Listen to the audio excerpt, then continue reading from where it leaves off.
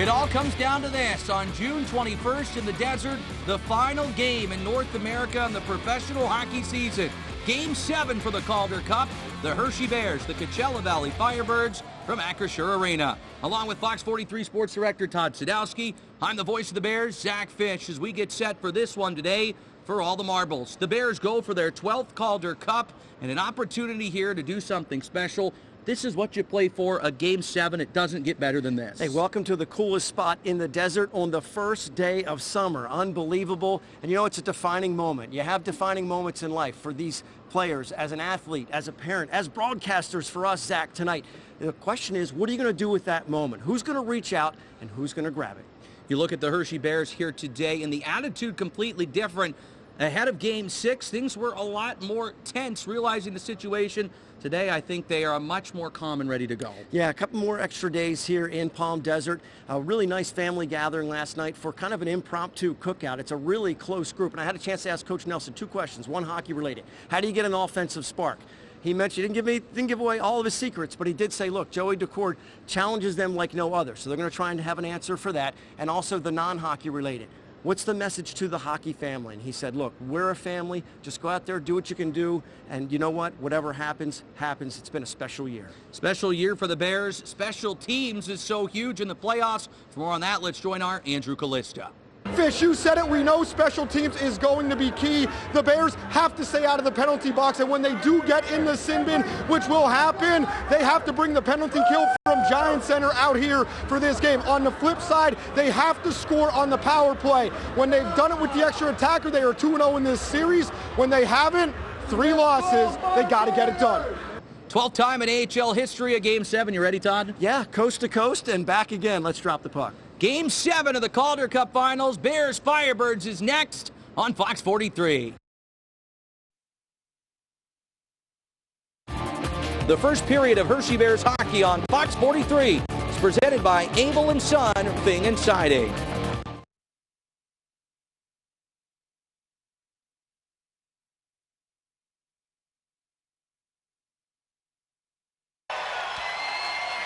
This is what you dream of.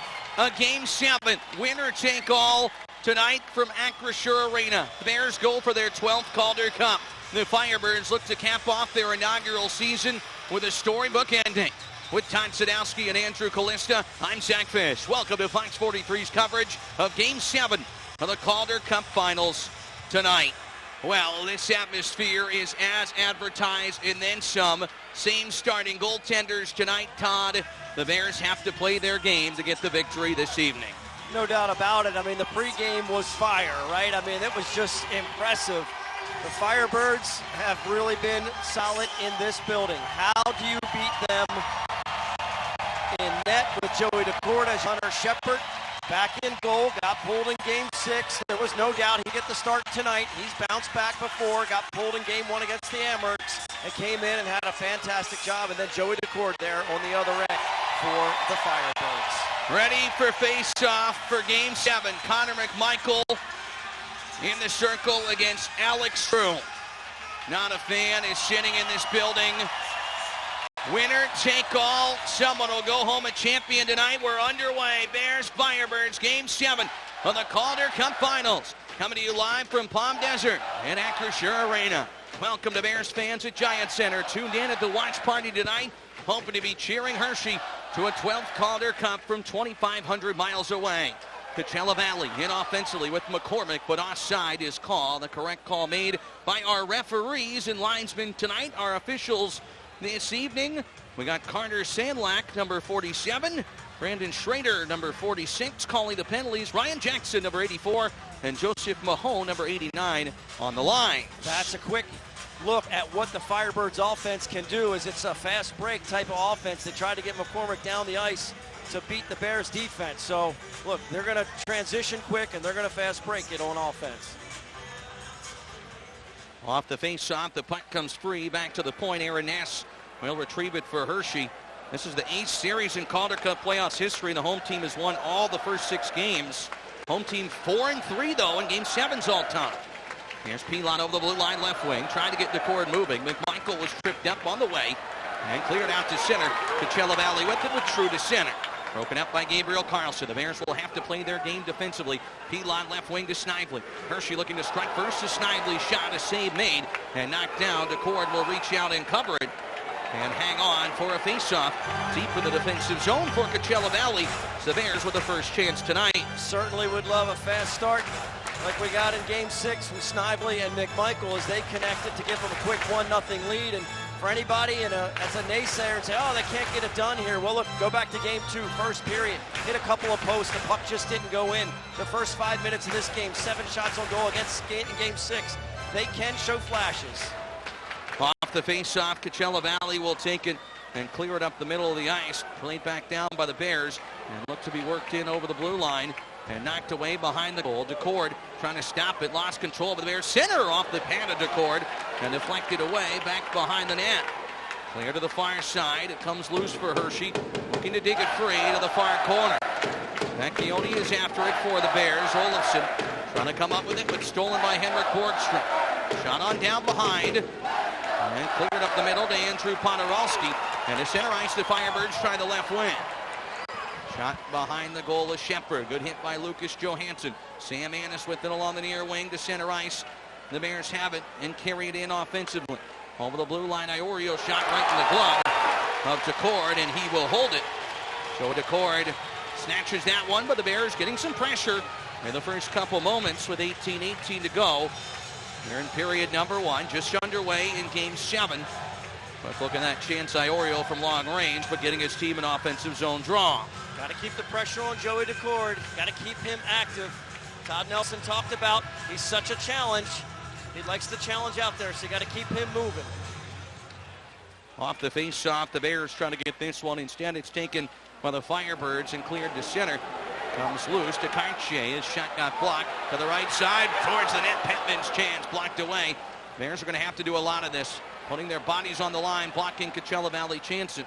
Spun around back behind the goal. Hershey to take it to Gabriel Carlson on the far wing. Scoop back to the point, but held in Coachella Valley. This line has struggled at times defensively for the Bears. Hemmed in their own zone. Stick save Shepard on the wrister from the right side boards. And a neutral ice it goes, where Alexei Protis will work it in offensively. Pierre with it behind the net, up the right wing. Knocked down back to neutral. And Day to look to chase after for the chocolate and white. Day to Aaron Ness on the far side, cleared to center. 2-pointer for Mallenstein all the way down the ice. And icing indicated and called for an offensive zone draw with the Bears. 17:25 to go in the first. Shots 3-1 Hershey just underway. Well, quick shift, Zach. They want to keep this game, keep pace with the Firebirds. It is such a fast team. You don't want to get it caught out there too long. Draw the left of Shepard. Center in the circle against Shane Wright. Draw one back to the point by Wright to Evans. He'll shoot. Blocked in front of Shepard. Bears doing a good job clearing the net front. Pass from Day for Mallenstein. Down the ice. No icing. We play on up the far side board. Yeah, Riley Sutter right in front as well. Good defensive responsibilities. All right. Just missed a pass ahead from McKenna. Knocked away to the far boards. A lineup change for Coachella Valley. Jeremy McKenna in for Game 7. He gets knocked in on top of the goaltender. And it's covered up by Shepard. We have not seen McKenna in this series. He was a hero in the first couple rounds. Dan Bilesma going with some fresh legs. An interesting move for sure. You'd think to yourself, oh, why would you mess with anything going into a Game 7 when Game 6 went so well for Coachella Valley? But strategic move from Coach Bilesma, and he's hoping it cashes in on that early on. His first game since the 1st of June against Milwaukee. McKenna, 12 points in the regular season coming up from Kansas City of the ECHL. 6 goals, 6 assists in the playoffs for Coachella Valley. Off the face-off, tied up 0-0, just underway here in Game 7. Firebirds with it back to the point. Tennyson shot deflected wide to Shepard. And along the near wing, it's Mesa Morelli clearing to the line, and it does bounce to center. Where Coachella Valley will settle it. Lind in his own zone will pick up the puck. Keep seeing where they attack. Is it through the sides? Is it down the middle? From the left wing, a shot that Shepard will steer out with his blocker. For the blue line, Tennyson with it. He'll shoot to the goal. Shepard, the stick save. Rebound there. Bears will take that. It's Lucas Johansson out of the pile to center. With some room to rumble. Left wing, Mallenstein. Looks towards the net. Drop to Morelli. Played to Mallenstein near corner. Beck is after it. Prods it in deep. McMichael out there. Broken stick for a Firebird. McMichael with the trip and the steal on the right wing. McElrath. Dylan McElrath to Connor McMichael. Far corner. Bears in business here offensively. Gabriel Carlson along the left wing. Looks net front. Threw it there. McMichael knocked down. Swatted on goal. DeCord will fall on top of it and cover. McMichael hit pretty hard in front from behind as Carlson was looking for him. They're trying to set up in front of DeCord and just keep him busy. Get some traffic there. Quick stick and a deflection and get it in. To look at Cole Lynn's numbers, the Bears have to keep a guy like him at bay. That line was matched very well in Hershey. Riley Sutter's line was out there against Lynn, McCormick, and True. They don't have that last change at home. And you see those numbers and you think to yourself, they've had a 1/3 of a season. More so. The Firebirds have had to play one extra round than the Bears. They've just had a ton of playoff games. Off the face-off, Coachella Valley will get it. Out to center ice along the near wing. Tapped in by Froden, who gets it back behind the Hershey goal. Day hit hard up the far boards. Took the hit to make the play as the puck deflected up and out of play into the crowd for a whistle. They had a face-off. Like what I'm seeing, though. I mean, they're hanging with them, playing even. It's really, really important to obviously score the first goal, but you don't want to give up that goal as well. So maintain your responsibilities. Take your offensive chances when you can, and keep giving Hunter Shepard clear lanes. Face off to the right of the goaltender Shepard. So far, so good. 5 saves for Shepard. Coming to play here for the Bears. That's what you need from him. You just need him to be himself. Looking on point this far. Shot to the net. Shepard, easy save. Wobbling puck came from Scholl. The Firebirds appear content to put pretty much anything and everything on goal heap. Ethan Frank looking to clear it to center ice. Vecchione with it. Bouncing puck hitting the boards. Schultz in his own zone. Conley to center, where Vecchione looking to grapple for position. Firebirds take it. Podorowski down the left wing to Froden in front. Great back check and break up by Borgstrom. Two-way as advertised. Steals it. Behind the goal, the Firebirds still with it from the dot. Score, Evans. Riker Evans gets the first goal of Game 7. Not even 5 minutes in. The defenseman sneaks in and strikes. It's 1-0 Firebirds. Well, you mentioned the two-way play from Henrik Borgstrom. He gets back and stops a 2-on-1, but they're not able to clear defensively. Riker Evans is just so dangerous, so much speed. An offensive threat. Comes in and finishes. And then keep your eye in front of Hunter Shepard. We talked about giving him clear lanes. Well, there's 2-3 bodies in the way of that puck. And that is not a goalie's best friend. Podorowski got there ahead of McElrath. Evans from a sharp angle. Just enough room. His 5th of the playoffs. Firebirds strike first and lead 1-0. Wasn't a problem giving up the first goal for them in this building. They scored 3 in a row before the Bears answered. Now Hershey having to play from behind in a building that they've struggled in. Looking for a response to center. Cronus to Ennis, left wing, and couldn't even hear the whistle, but offside was called on the Bears. It looked like they were a step too quick getting in before the puck. It's a veteran team. This, look, they've had a lot of sticky situations in the Calder Cup playoffs. They can shake this one off, but you got to answer at some point, you would think, here in the first period. No reason to panic. Get back to your game here as the Firebirds have been the better of the teams in the last couple minutes. LaPierre with it along the left wing. Can't get it towards the front of the goal. And out to center it goes to Ty Karchin. He'll chip it in behind the net. After it there is Ness for Hershey. Plays to Logan Day as the Bears look to break to center. Protus with the cross rink on the tape of Ness. The defenseman will carry it in. Wide to the near side. Hit hard to the boards. Knocked down. Puck comes free. Protus kicks it loose to LaPierre. Hendricks LaPierre will shoot wide to DeCord with traffic in front. DeCord pounces on top of the puck and hangs on. A lot of bodies sprawling in there. Aaron Ness had taken the puck deep into the zone, kind of hung around down there and got in front. LaPierre took it to the middle. Saw plenty of people in front of DeCord and gave it a shot, just missed. Right idea, and Protus using his size there to kick that puck free. And LaPierre shot through traffic. Skip just wide, and DeCord off those active inboards falls on top.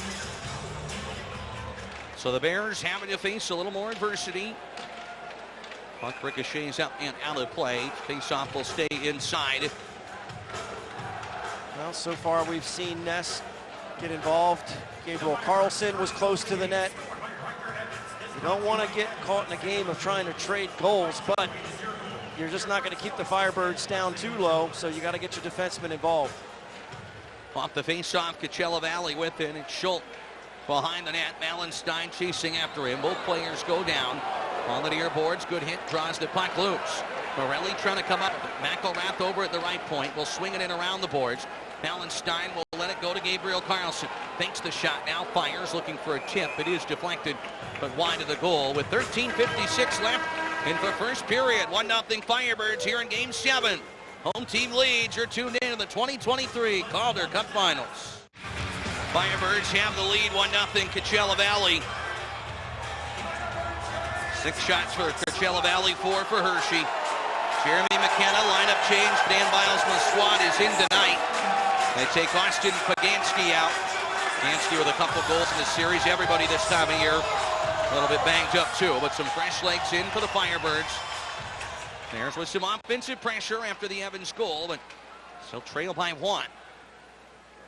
You know, Coachella Valley is going to continue to press. The Bears got to go to work offensively themselves with a pass to Pilon. Best here's McCormick down the left wing. To the right side for True. His shot handled by Shepard. Dropped it and reaches out and covers and hangs on. That's a different strategy than what we saw early in the series as far as high volume. You mentioned the Firebirds they're not hesitating. They're getting that puck on Hunter Shepard as quick as they possibly can and then using their speed to get right in front of them. And that's not typically what we've seen from them, but they've made that adjustment. And they're forcing Hunter Shepard to clean it up quickly. I think they feel that Bears goaltender wasn't at his sharp this last game. Test him from every angle here, maybe. Well, they also feel that they're probably a little bit faster man-to-man up and down the roster. So if they can beat their man to in front for a rebound, they might be able to smash it back in. Seen that a bit, including the John Hayden goal in Game 6. Made it 2-1. Put his team ahead. Coachella Valley never trailed after that point. 1-0 Firebirds here. A lot of time left to the first period. 13:25 to go. Puck popped out to center ice and cleared down to McElrath defensively on the near wing. Throws a good hit on McCormick, able to dispossess. McElrath, one of the champions on the Bears roster, won with Todd Nelson in 2017 with Grand Rapids. Foot race here. Olafson chugging along after it. Chasing him down is Connor McMichael. Unable to take the puck away on the first try. Forced Olafson to put it behind the net. The Firebirds along the left wing will shuffle it out to center. Cleared back to McMichael on the near wing side. Vecchione up the middle, gave it away. Stolen by Cameron Hughes. Big time hero in this series. Vecchione gets back to break it up. Cleared to the line, not out.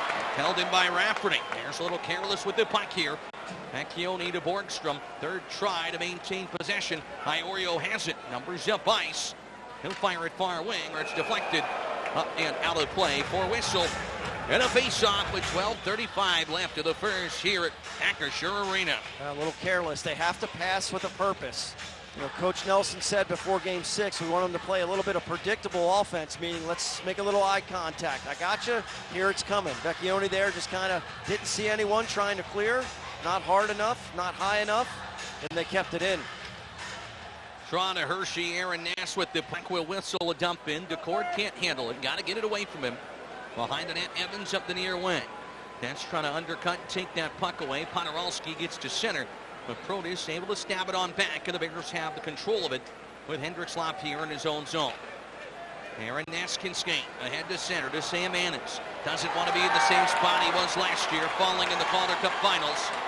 Puck dumped in behind the goal to Ponoralski on the near wing. Turns it around the boards. Evans at the left point.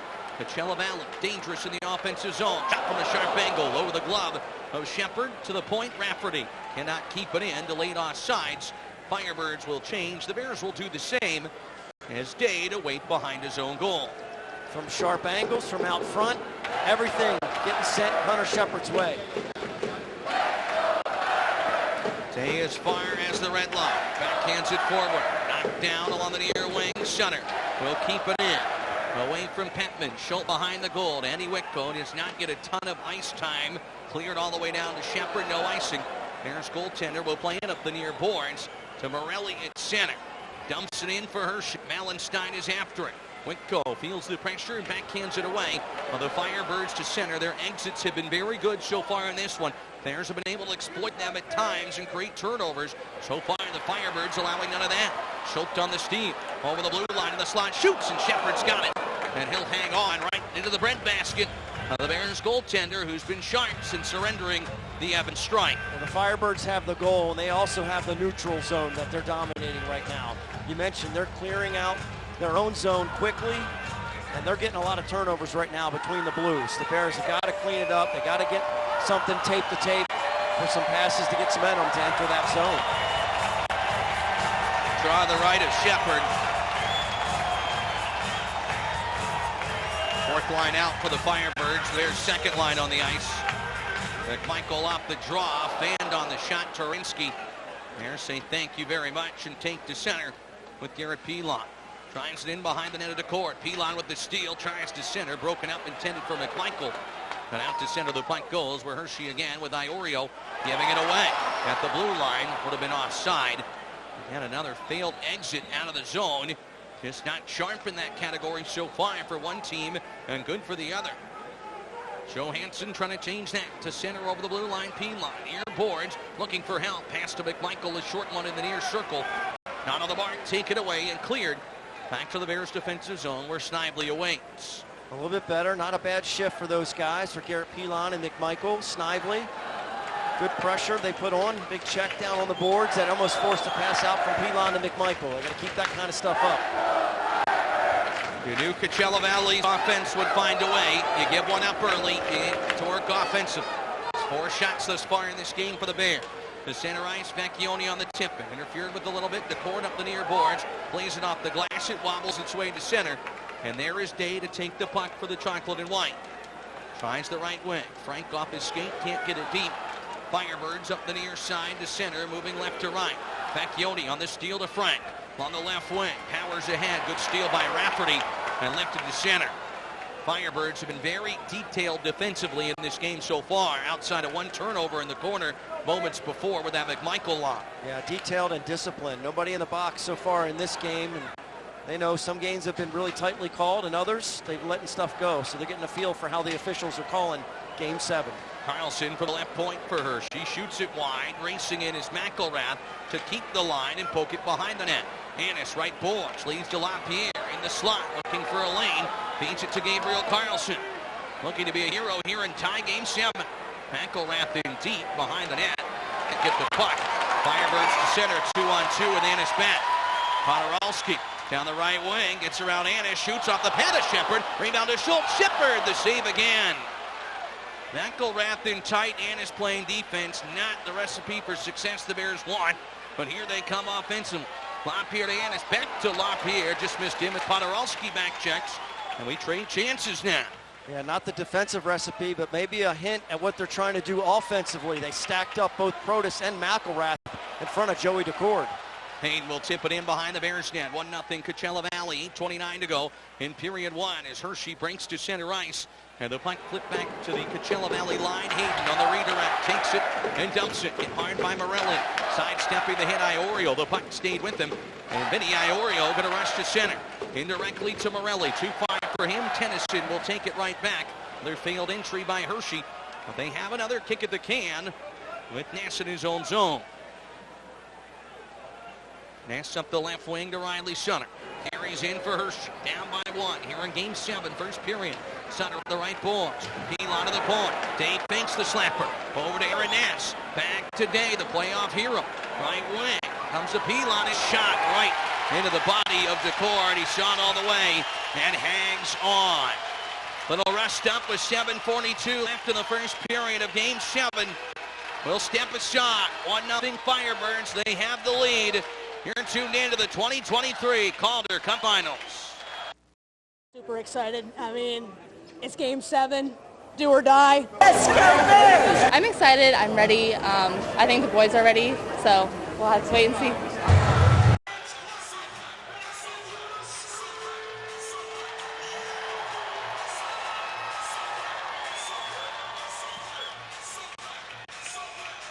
Face off to the left of Joey DeCord.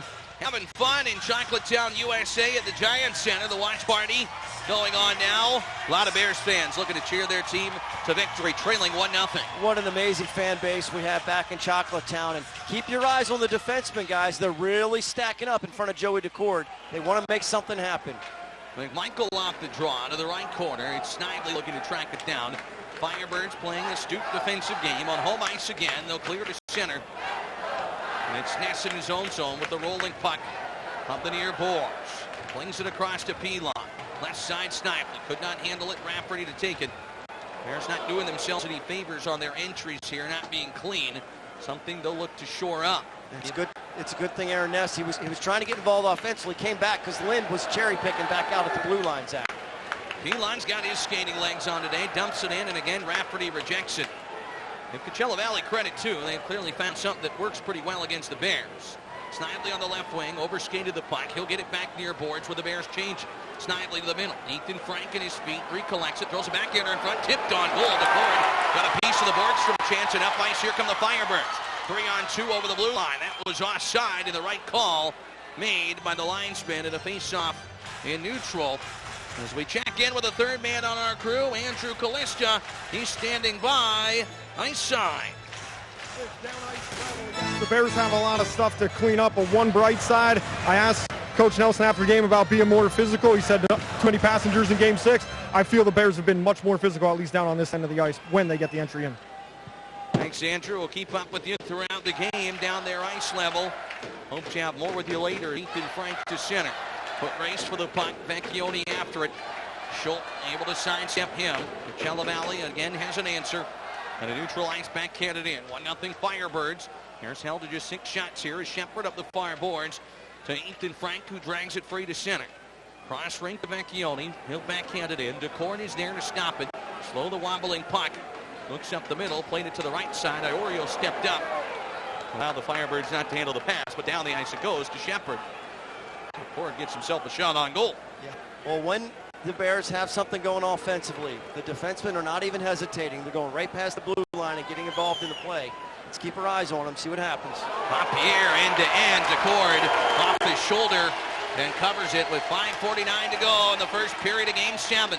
Bears trying to build, trailing 1-0. You're tuned in to the 2023 Calder Cup Finals. 1-0 Coachella Valley here in Game 7, the fourth Game 7 of the Finals in Hershey Bears history. Draw to the right of Joey DeCord. Henrik Lapierre, Sam Annis, and Alexei Protas out on the ice. Aaron Ness and Logan Day on the back end. Hershey wins the draw.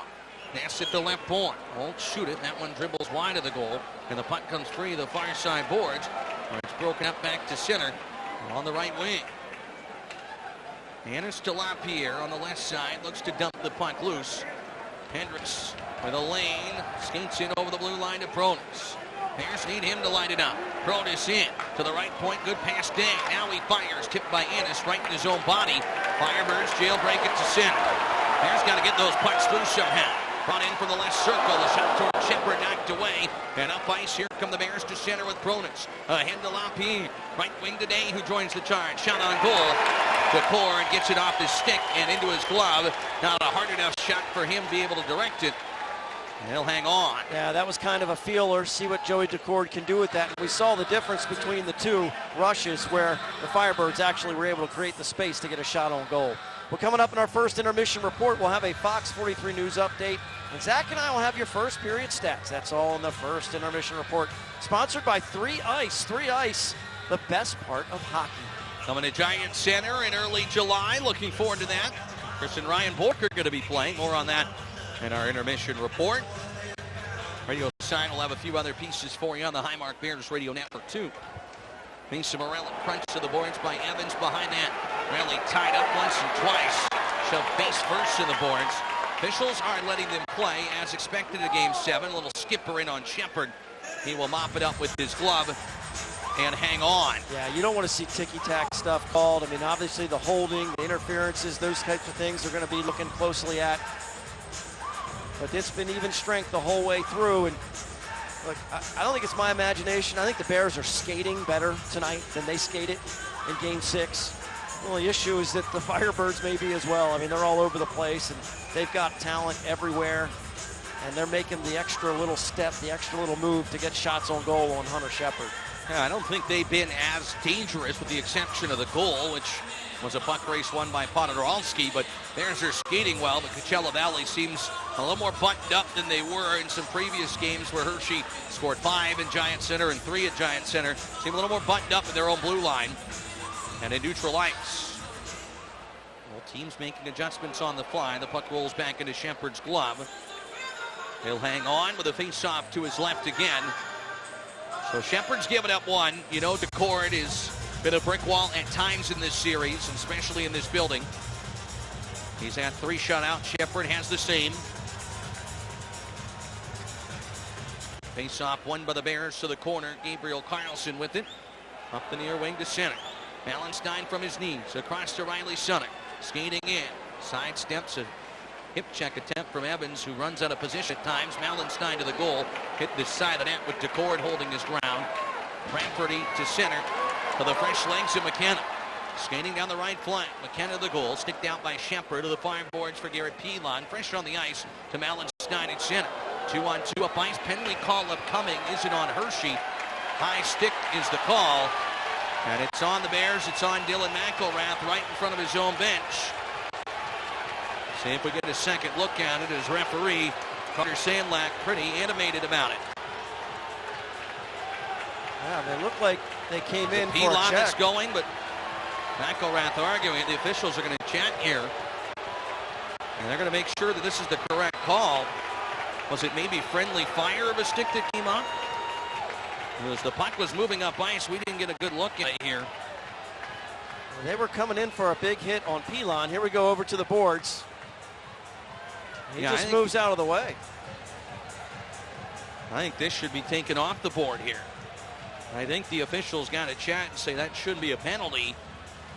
And he saw something he thought he didn't from that one angle that we saw.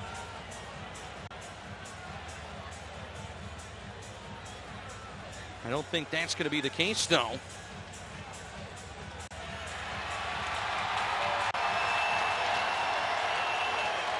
How many times have we had to see the officials huddle in these playoffs? Like, I mean, they got eyes on them too, and they want to get it correctly. I don't know if they did. Since the play kind of took place on the far side of it, it didn't look like there was much there, and obviously the Bears were debating and arguing with them immediately. But either way, like, this is our first special team situation. And did he catch himself with his own stick? That's what I'm trying to see there. Saw the power play stats at the bottom of your screen. Firebirds struck twice on the power play against the Bears. You got to kill this one off here. Evans along the right side gets the puck to Andrew Podorowski. Back to Evans at the point. He'll walk the blue line. 1-0 Firebirds and looking for more. On the near wing, back to the point. Evans fires shot, shuffle to the goal, blocked away. Sutter looking to clear it. Rolls loose, McElrath to take it. He'll clear it all the way down. Tough to tell on the one replay that we got, but Hershey was pretty adamant. And it appeared maybe either his own stick or a stick on the bench caught him as he was falling down, but Pilon certainly didn't think he was guilty. Neither did McElrath, who was right there. But it's a power play, Coachella Valley. 1:24 left on. Pilon sits with a high stick. Lind at the point. Gets it to the goal scorer, Evans. Flings it far side. McCormick at the net front. Has 5 power play goals to piece the club in the playoffs, including one in Game 6. He's got it behind the net in the closing 3:30 of the first period. Firebirds looking to grab a 2-0 advantage. The Bears need this bouquet mulligan to mail penalty kill. Goal line feed, McCormick. Shot on net. Left pass save Shepard. Ty Cartier from a knee. Denied from the left dot. Cartier with it again. Feeds it far side. Glove down. Wrister the net. Blocked by Iorio. Tries to come up with it. Johansson jumps all over it on the backhand. He'll clear it down the ice. Well done by Hershey. Yeah, the PK unit was absolutely spectacular in Hershey, and that's the unit we need traveling from Chocolatetown out here, because they didn't show up for Game 6 from a PK perspective, but so far so good here. Thrown into center. Gets it back along the near side boards. Drops the puck on back. Settled by True along the near wing. To the point there, Jimmy Schultz. Fire side, no one-timer coming. The Bears defend it well. 20 on the power play. Up top is Mallenstein. Watching it with a close eye. Thrown far board. Schultz from the point. Blasted it wide of the goal. Shepard the net with 9 on the power play. The Bears look to clear it and survive this. Mallenstein trying to dig the puck loose out of the pile. It squirts behind the net. Pilon is unboxed. The Bears will clear it. They will say icing and face off in the Bears defensive zone. Apparently the clock had hit 0. And they will call on the icing infraction on Hershey. Yeah, it came just a couple of seconds after the penalty ended. And, you know, for the Bears, you can see the effort tonight, skating a little faster. You know, maybe that's a human nature thing in the back of your mind on a game 6. You're thinking, oh, well, you know, if it doesn't work out, we got a game 7. I mean, they were going hard, but this is do or die time. Every single second you're out there, every shift, you got to be giving everything you have. Critical kill for Hershey. Keep this game 0 deficit. Love one late in the period. Pilon, I'm sure, would love to be the guy that does it. He certainly thought he was innocent, but calling for the minor that put his team down.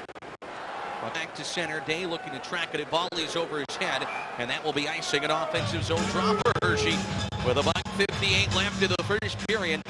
That sees the Firebirds flood at 4:41. Evans is 5th. The lone scoring of our initial stance. See if they can get themselves a quality scoring chance. Frank is out there. He's back to his usual hard wrister self, finding some net. So let's see if we can get him an opportunity with the draw. Kick free by Vecchione back to center. Along the near wing, the puck shot in, and the Bears cut it off. With Ness up the boards looking for Frank. Popped away from him. Came in front to Peckman, spins and shoots. Shepard fought it off, and the rebound cleared away, and that puck was rolling on edge.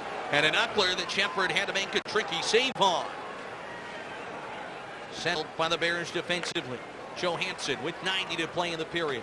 Vecchione to Frank over the blue line. Fend to the middle. Tried to send it to Borgstrom. Broken up. Johansson jumps into the frame.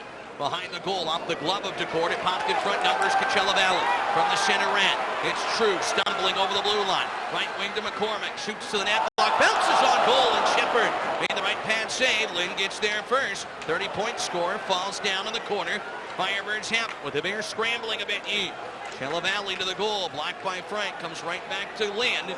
Good stick by Frank to knock it away a second time. And it's Johansson up the near boards. Hooked to bend as he gets it to center. Pops it down to the Coachella line. Played by McCormick to the near wing side. And to the far side, it's Podorowski with it. Up the boards. Good stick check there by Connor McMichael. Knocked it down to Vecchione at center. And collected loose along the right wing. Pilon with it. His shot right in the breadbasket of DeCord. And no rebound. DeCord the save on the Bears' 11th shot here in the first period. Yeah, clean goaltending from Joey DeCord so far. It was a good shot from Garrett Pilon. He waited as long as he could as Connor McMichael skated down the center of the ice. Look, the Bears were down 2 after game 6 in the first period. Right now they're down 1. You got to hang in there. You got to stay close. Haven't been able to do that in games 1, 2, and 6. Keep this thing within reach. And when you can strike and score, you got to take advantage.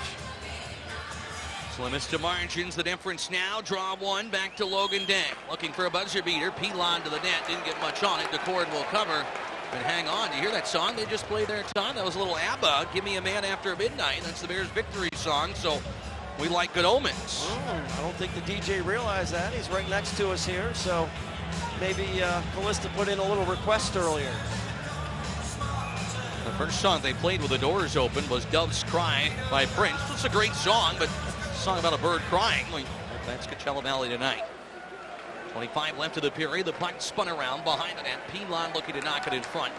Todd Nelson had a great chance to catch up with his dad Richie yesterday. They played together. Here's Day off the right side boards towards the goal. His pass got blocked and cleared out to center ice.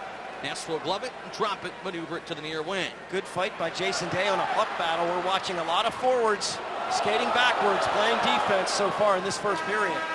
Period 1 is in the books here at Acrisure Arena. 1-0, the Firebirds lead. Shot 17 for Coachella Valley. They were trigger happy in the first. Shepard made some big saves after surrendering the Evans goal. 12 shots for Hershey, and that's it for the first period time.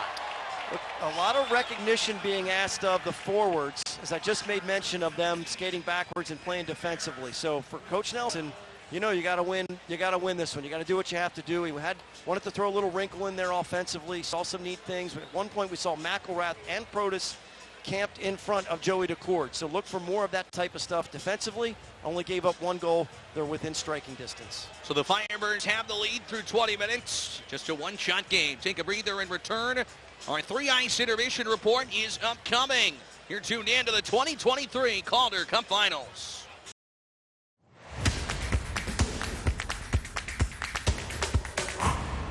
Game 7 of the Calder Cup Finals being played, of course, at the home of the Firebirds out in California. Bears fans, though, still flock to the Giant Center for a watch party. Fox 43's Lindsey Barna could not shy away from the party in Chocolate Town.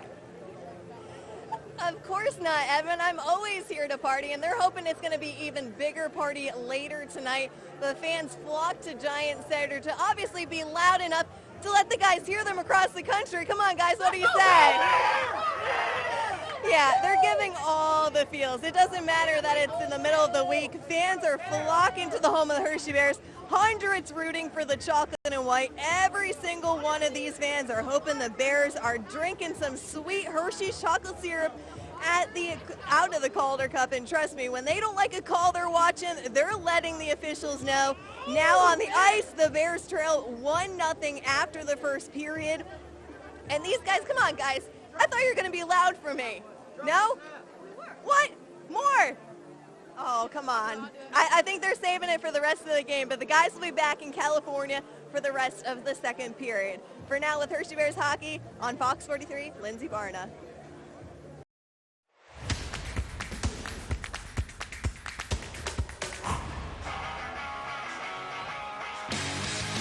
Intermission report in Acrisure Arena, Game 7 of the Calder Cup Finals with Todd Sadowski. I'm Zach Fish. Thanks for joining us here tonight. The Bears look to win the Calder Cup, trailing 1-0. Our stats from period number 1, Todd. The Bears felt like they were on the ropes in that first period. Coachella Valley had more high-danger shots. The Bears did a good job slowing them a little bit, but Hershey didn't have a lot of high-danger chances themselves.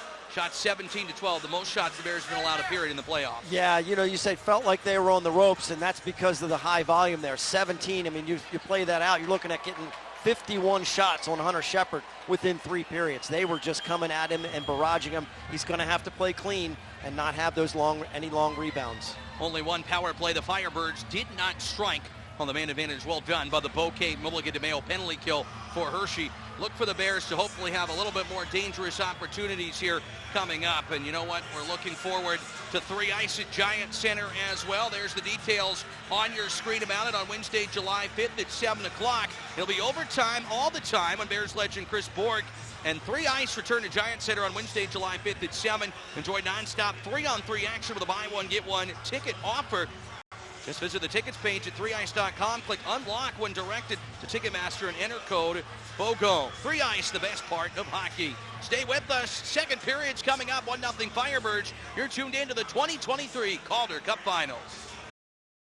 The second period of Hershey Bears hockey on Fox 43 is presented by Members First Federal Credit Union.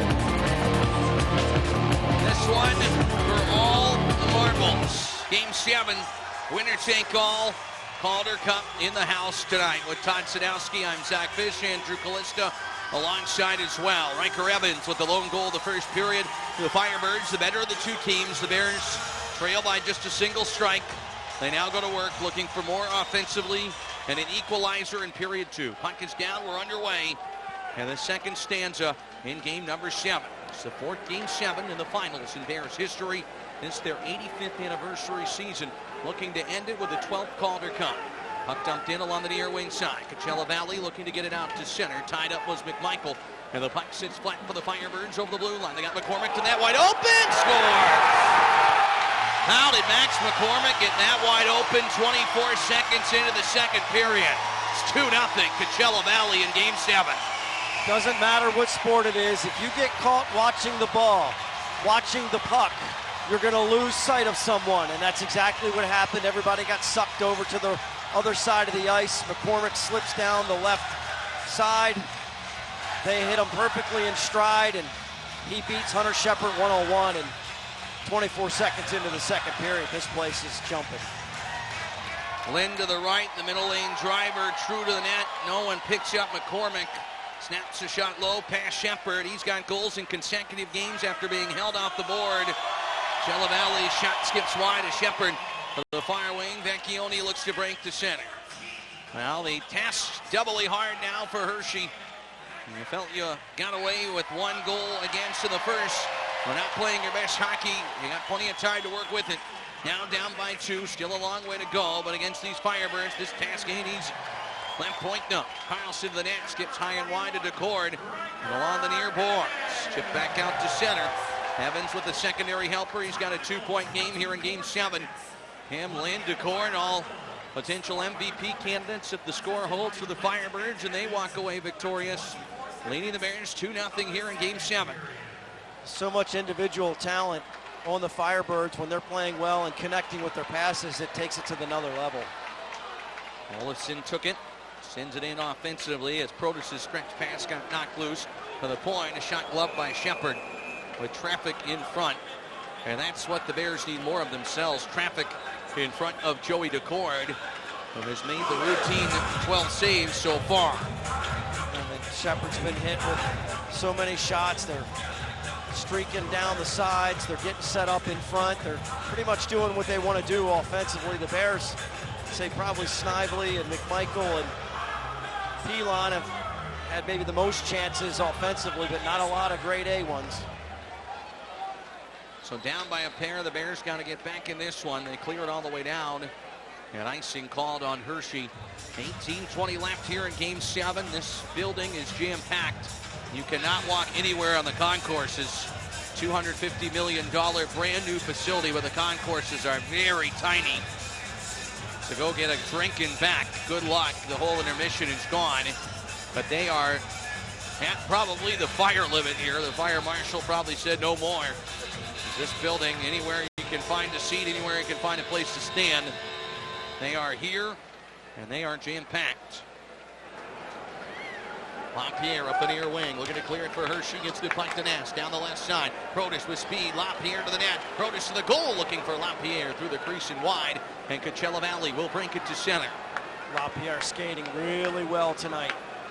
Beat his man there, almost got a tip in. Cartier at the near boards.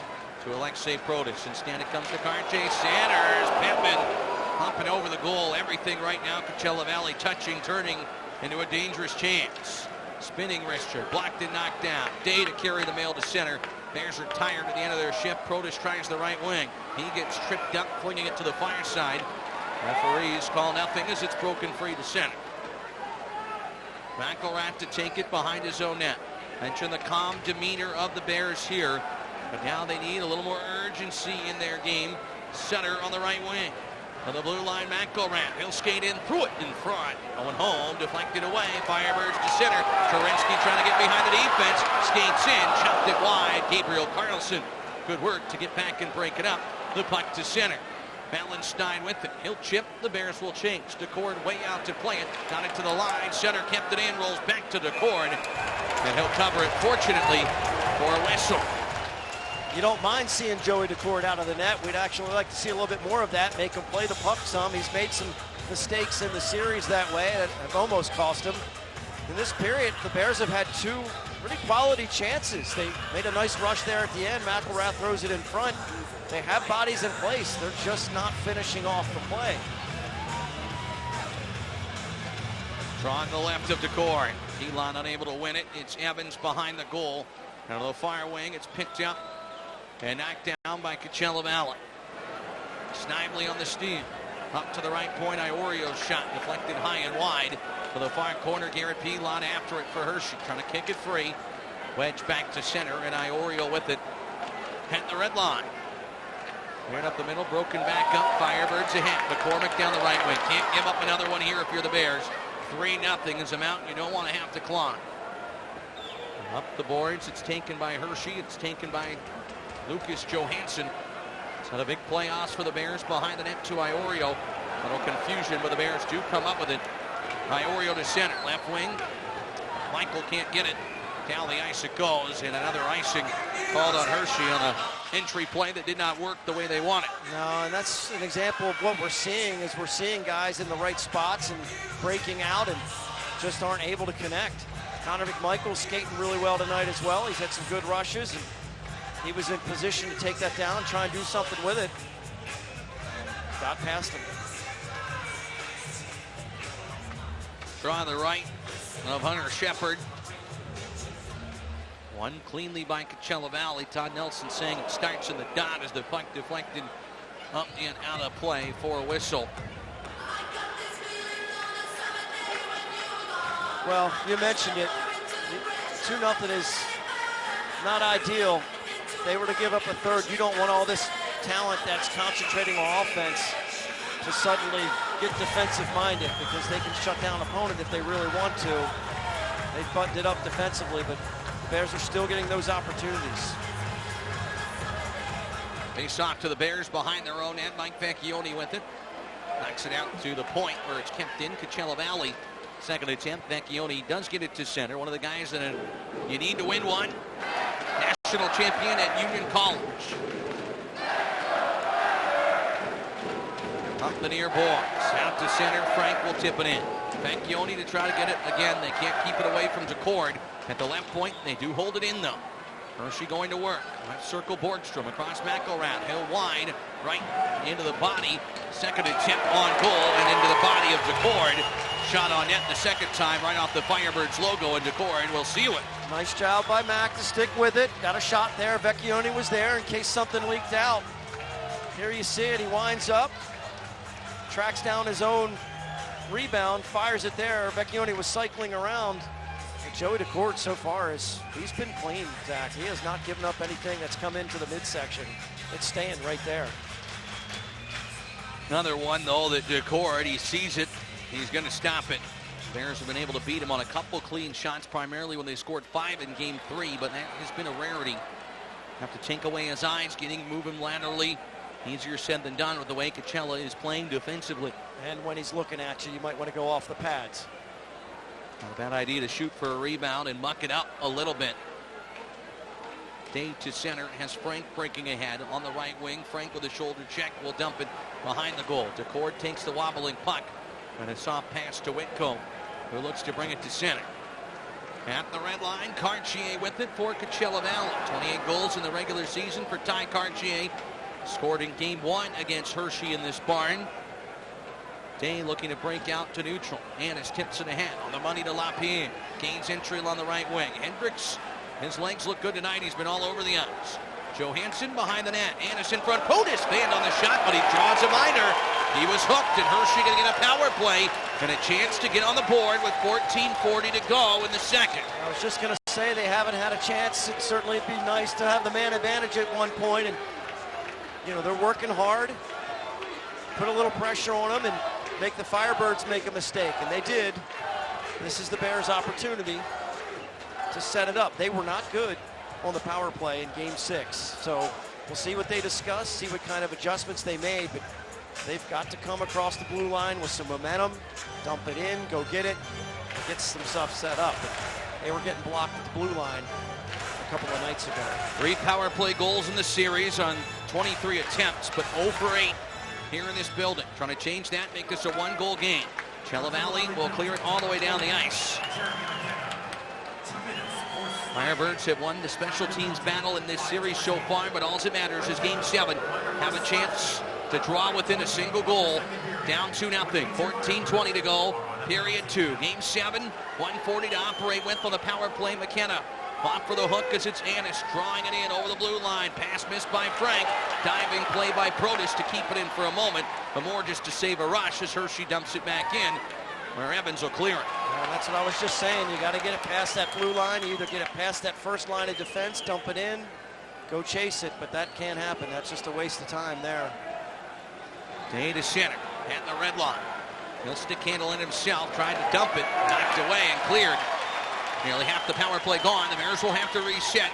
They'll switch up the personnel, and Connor McMichael, Henrik Borgstrom, Mike Vecchione, Mason Morelli, and Joe Snively out of the ice. McMichael on back to Vecchione.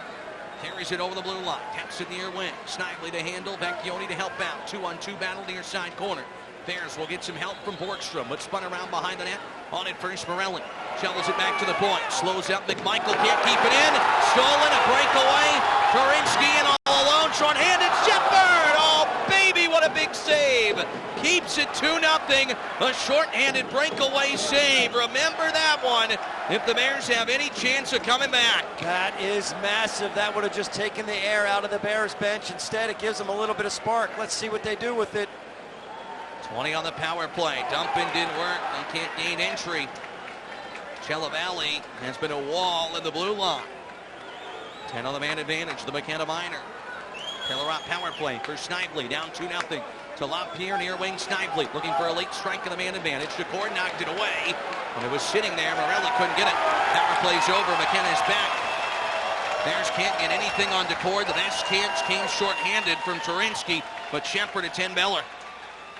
Heck of a snap by Hunter. The Bears can't swing the momentum. Iorio with it down the right flank. Crunch to the boards. 12:25, beg your pardon, left in period 2. Firebirds have doubled their lead on the McCormick goal. Good break up Johansson to center ice. Schultz will fire it back in. Hershey to track it down behind the row net. This line throwing their bodies at the opponent like they've done the entire Calder Cup playoffs. Done handle at center. It's Hughes taking it back in. The Firebirds seemingly in the Bears' face every time the puck is in neutral ice. Hughes around the back of the goal. Up the near side board. So the points. Whitco's drive blocked and cleared to center. Wallenstein and Iorio there is Vinny laboring a little bit. Coachella Valley retools in their own zone to center. Left wing Hughes. Pulling up Podorowski. Can slow the game down. Vecchione fell down to the right wing. A shot stopped by Shepard. That was a shot for a rebound there. It's kept in. Great play, Olesen. His pass, though, deflected up and out of play. Shepard with a big save, but McCormick has made it 2-0 Firebirds. Back after this. You're tuned into the 2023 Calder Cup Finals. This is like incredible. I don't get much time to, watch hockey. So whenever I can, I come out and support the Bears. We're here for the finals. We're here for the cup. All or nothing today. And, me as a fan, this has been my first time since following hockey. It's been my first time for a Calder Cup, so I'm extra excited. Face off to the right of Hunter Shepard. Both teams have not struck on the power play in this game. Draw on the near side, one cleanly to McKenna. Shot to the net, blocked and knocked away. For the Fireboards for Mike Vecchione. Who will provide the shot in the arm, the spark the Bears need? They've had a hard time scoring goals in this building and a hard time preventing them. That's just sheer facts. But not out of it here. Still half of a game to work with. Down by a pair. Turinsky on the intercept. To center ice. Michael Rath had him lined up. Turinsky dumps it in to prevent that. Carlson behind his own goal. McKenna got in the way. And it's McElrath behind the net, having a hard time with it. Knocked away from him. McKenna is there. McKenna moving his legs. McElrath working him over. And Carlson behind the goal with it for Hershey. A lot of hard work to try to get the puck away from the Fireworks forecheckers. McElrath will take it, launches it off the glass, far center. Rafferty gloves it down, and again, Coachella Valley goes right back towards attacking. Zach, I'm not sure what the qualities of a Firebird are, but they seem to be swarming and with a big, long wingspan, because they're causing all kinds of issues for the Bears defensemen just to clear it out of the zone right now. Snively ahead, he's got Pilon breaking, didn't see him. He'll flip it loose to the near side blue line, where McMichael puts the pressure on Alex Stroom. Puck squirts loose near corner. Rafferty spins away from the pressure. Logan Rafferty is far center. So McCormick on the left wing. Pass got fanned on. Snively gave it right back to him. Right point. Rafferty's drive. Gobbled up by Shepard. Had no rebound. 9:57 to go here in period 2. 2-0 Firebirds. Bears got to get to work. Trying to tie this game. You're tuned into the 2023 Calder Cup Finals. Todd Nelson has won 3 Calder Cups. One as a player. Beat Dan Bilesma that. One as an assistant coach. Beat Dan Bilesma there. And one as a head coach, most recently in 2017. This team, though, trails 2-0 to Bilesma's Firebirds. Just 3 seconds past the midway point of Game 7. And the Firebirds have been the better of the two teams. 25-15, they're out shooting Hershey. Bears have really not got much sustained zone time. We're halfway through game number 7. I think we're in a situation just like we were in game 5, where that that overtime goal was going to change the series. This next goal in this game is humongous. Over the blue line, McMichael kicks it down, couldn't find it, Hughes to take it. Flips it ahead, Pilon out of midair. Good defensive play. Good hand-eye coordination. Fifth-year Bear. Shot in behind the net, Shepard to stop it for Hershey. Plays it up the far wing. Snively drops it to Connor McMichael. Soft backhand feed up the middle. Day falling over. He's able to knock it to center, but every time the Bears get it out, seems to be there's a guy in blue and is able to take it away. Ness cruises to the near corner in his own zone. Signed a 2-year extension. He'll be a big part of the Bears' next couple seasons. No problem with that. He is as good as it gets on the blue line for Hershey. The puck loose to neutral ice. Cartier had it lost. 2-0 Firebirds. Bears to center. Snively with it along the right wing, trying to thread the needle. It got blocked. Hill's been an astute passer in these playoffs, but that did not get through. 2-on-2 up ice, Coachella Valley. Hayden hit by Iorio. Behind the goal, Johansson, hog-tied, knocked down. Gets back to his skates quickly and is able to recover the puck to Snively, where the Bears look to break out of their own zone. It's Annis at center, and again, in neutral ice, it's clogged up. Bears got nothing. Icing call to the Firebirds. And an offensive zone draw for the Bears to try to start gaining some traction in Firebirds ice. The puck hits your stick. It needs to stick. Get down there with some momentum. They are not going to give you a lot of room to work with. And if the Bears are going to give them a half second to recover, they're going to take it and get it back.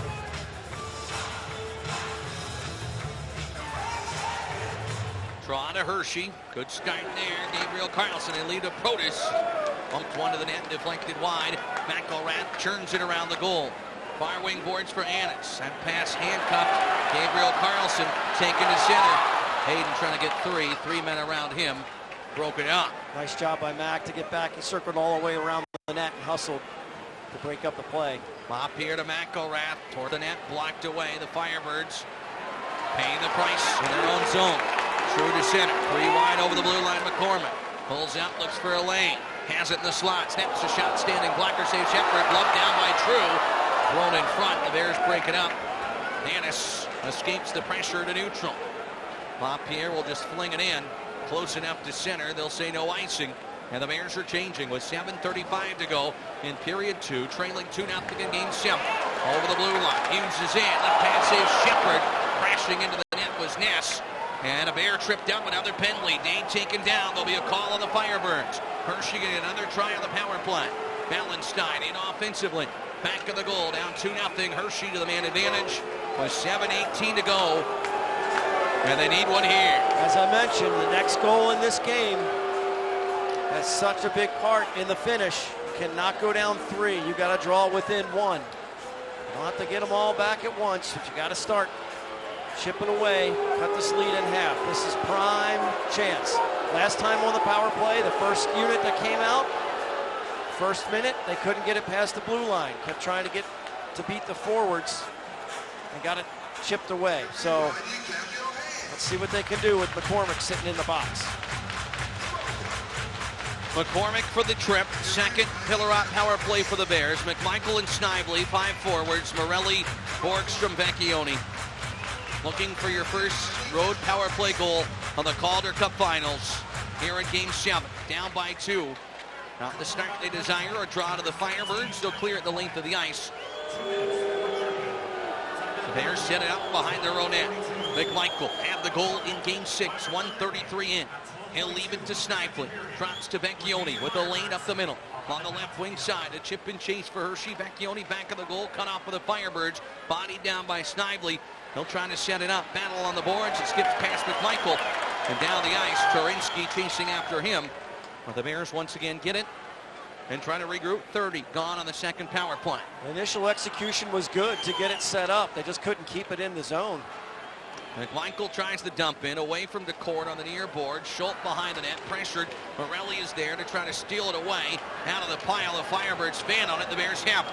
Borgstrom behind the net now. They'll try to set it up. Snively blew a tire. He tracks it down to the point, flings it to the middle, bounces away from Coachella. Fire shot. Vecchione will slow. McMichael, now they got it set up. Borgstrom to Snively, down by 2. Borgstrom to Snively. Right dot, knocked down in front, Vecchione. Goal line, Morelli tucks it in front. They score! Connor McMichael on the power play. On the back door, he connects. 6:08 left in the second. The Bears on the board. It's a one-goal game. 2-1 Firebirds. Exactly what you're looking for from this unit. They send out 5 forwards, a lot of skill, a lot of execution. Vecchione gets cleared from in front. It actually allows McMichael to kind of slip. There's the check, cross check, knocks down Vecchione. They lose McMichael on the other side. A great job by Morelli to get it over to him. Life for the chocolate and white. Easily could have been a penalty with Vecchione getting mugged in front. They let it go, and the Bears stay with it. Great feed, face to the opposite direction. Morelli picks up his 8th assist of the playoffs. McMichael with goals in back-to-back games. He's got his 6th of the postseason. And Hershey within a single strike once more. Remember that save from Shepard? Could have been 3-0. The power play connects for the first time on the road in the finals on its 10th try. Shot from the point. Shepard knocked it aside off the back glass. Picked up by Froden. Coachella Valley, after giving one up with urgency in their game, deflected in front of Shepard and wide to the cage. Keyline to center. Would love to tie it before the period ends and just settle it in the third. Alan Stein on the forecheck, unable to get it away. Froden at center. Over the red line, over the blue line, left wing to Cameron Hughes. Sent on back behind the goal. Far wing Pronis with 2 men breaking up ice. Looks to quickly turn it there. LaPierre joining. Hot his tape. He'll work it in with Iorian. LaPierre to the net. Trying to thread the needle for Protis. Punted down out of midair. And the Firebirds break it up to center. Protis on the back check. Can't connect. Skated in Podorowski. He'll wheel it around behind the net. 5:05 left here. Shot to the blue line. Deflected wide here in the second. From that angle, Shepard slid over and made the save. Lost his stick. Bears are scrambling. They center right side. Tennyson launched it wide. Hershey survives that and clears. Well, survival's the right word. I think Hughes thought they had scored on that one. Almost was celebrating with his teammates. True over the blue line. Bears on their heels. McCormick cuts in. Shepard the save. He'll seal it. And no rebound. 4:42 left in the second. The Bears are on the board. Connor McMichael with a huge one. And Shepard with some big saves. He's got 27. Back in a moment, you're tuned in to the 2023 Calder Cup Finals. Well, in the regular season, the Bears gave up the least shots per game. Coachella Valley is just firing from all angles. Hunter Shepard has made 28 saves as they give Coachella Valley, while we went to the break, their 30th shot of the game. Shepard with some big stops to keep it a 2-1 deficit after Connor McMichael struck for the Bears tie. Yeah, you almost look at the scoreboard operator and you go, is that for real? You got the numbers correct there? 30. Firebirds play the puck with a high stick. That is why there's a whistle. And the Bears didn't like that the puck was shot towards Shepard after the play. McMichael 6 from Morelli and Snively. Draw will go outside the zone. Time of that latest goal in the power play at 13:52. And all that action happening right there in front of Andrew Callista as he's taking a look at the dust-up. Send it down.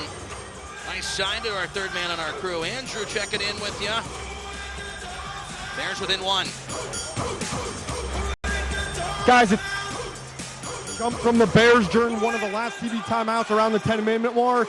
Coach Todd Nelson calling in an all-player huddle. Everyone in on the bench, and there comes the spark and the first goal again. Normally it's Nick Bootland who runs the power play, bringing everybody over. Nelson getting in there himself with a critical one needed. The Bears find a way. Morelli feeding it across, got the cord moving. Icing called on Hershey. You know, Andrew mentions Coach Nelson, and he actually apologized to his team after game 6. And he said, look, I was tense. I was too tight. That's not the way it should be. He wanted it so bad for his players. He admitted to us earlier today, and he said, very much at peace with the results of tonight's game, because he knows it's a family and he just wants them to go out there and what happens, happens. Within 1 on the McMichael goal. Bears look to bring to center. Carlson with it. Red line for Gabriel. Clips it in near wing. McElrath joins the play and sends it loose behind the goal. Rafferty on the takeaway. Bears complete the change. Second line's out. McMichael, Snively, Pilon. Coachella Valley on the right side. Shot knocked down by Carlson for Hershey. Bears gain control, and Snively turns on the Jets to center. Joe Snively shoots it in for the Bears behind the net. DeCord to stop it. Backhand forehand to the near corner, just out of the way of Garrett Pilon. McCormick to center ice. He was in the box on the Hershey goal. Leads for Hayden down the left side to the net. Good break up by Day. He lost his footing and fell down. 3:40 to go here in period number 2. Game 7. Winner take all. Pilon to center ice. Over the red line. Flips it across. Day will pull up far boards. Hands off to McMichael. Thrown in front. Snively's one-timer blocked. He was in a good scoring spot. But deflected away. They had DeCord sliding out of position. Played to the middle. Snively will keep it in. Tries to escape. 3 men around him. Threw it in front. It got blocked. Coachella Valley survives that. McMichael was open in front, but Snively couldn't get it to him. Clearly the most dangerous line tonight for the Bears is this lineup with Snively, Pilon, and McMichael. LaPierre to center ice. Taking it to Alexei Protas. He'll dump it in from center. Right to the cord, though. Plays it. Stick down by Protas. Took it away. Protas' centering pass, though. Broken up by Wright. Alexei Protas to the point. Iorio. They score! LaPierre with the tip in front. Game 7 is tied at 2. What a play by Protas. It starts with the DeCord giveaway, and LaPierre tips the Oreo shot, and we are even late in the second. If you're the Firebirds, you're saying no way that puck shouldn't have been cleared. Alexei Protas bats it out of the air, sets up a blast from Vinny Iorio to tie this thing up at 2.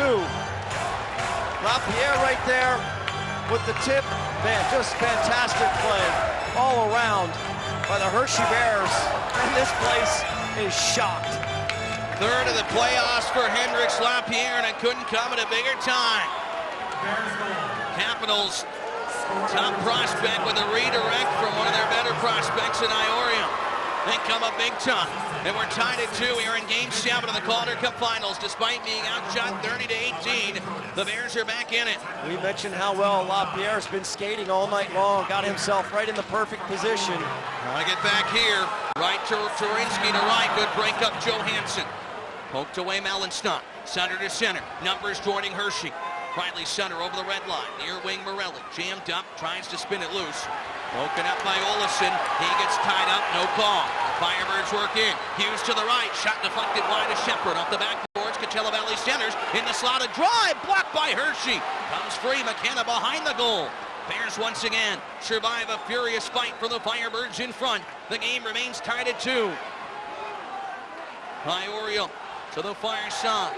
They look to break to center. Fans thought there should have been a call with Olesen hog-tied to neutral. Fired in McElrath. No icing. DeCord to play it. Now the whistle goes.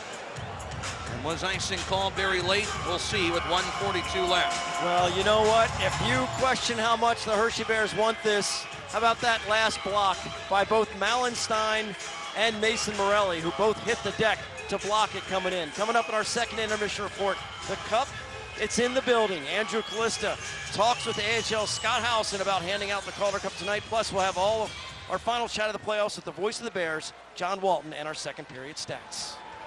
McElrath to center, tied at 2. Down the ice it goes. An icing called. Our intermission report coming up, sponsored by 3 Ice, the best part of hockey, coming to Chocolate Town on July 5th.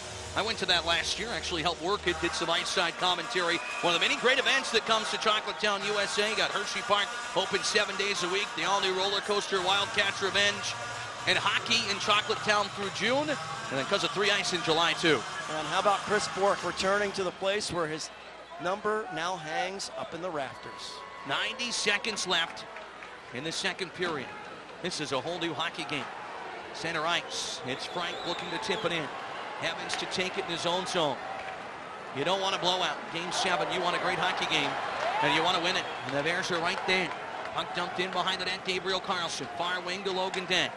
Mike Vecchione up the middle. McMichael couldn't get it out. Vecchione tries to stab at it. Third try, he will get it to center. It's important for the Bears to be really buttoned up defensively. 1 minute left in the second. A minute left in the second that has seen the flip script. The script flip, beg your pardon. Call it what you like. Frank to center. 28's battling Froden. Able to win that. McMichael along the near boards with the tie-up. A power play goal from McMichael got it started. Pilon with the steal at center. Bears over the blue line. Garrett with a step down the right side. Powers to the net, drives to the goal, smashed into the cord. And the play will continue as the net's not off. To hit the point, the cord back to his feet. Blue line today, looking for a late one. 25 of the period. Pressure for Hershey. Pilon fends off Evans. Throw it to the side of the net. DeCord will cover it. Ponoralski played it back to him as Garrett tried to cut it across the crease himself. Well, strong move by Garrett Pilon, who was trying to get DeCord moving. We've seen DeCord flailing a little bit. He likes to come out on forwards that are cutting to the net. He didn't quite have the angle that he needed, though, and crashed in there. The ref was looking at it. Nothing doing. No call. We only got 21.4 seconds left before we hit the second intermission. Right now, still tied at 2 with the Bears in their offensive zone. Face off to Coachella Valley in the closing seconds of the second period. Mallenstein to steal at center. They hurry and tag up. Mallenstein around Tennyson down the left wing. 10 to play. Big hit Morelli behind the goal with the Firebirds to center. A pass deflected to the Bears blue line. True in cross rink behind a man, and we head to the third period of Game 7. Tied at 2 goals apiece. Connor McMichael and Hendricks LaPierre.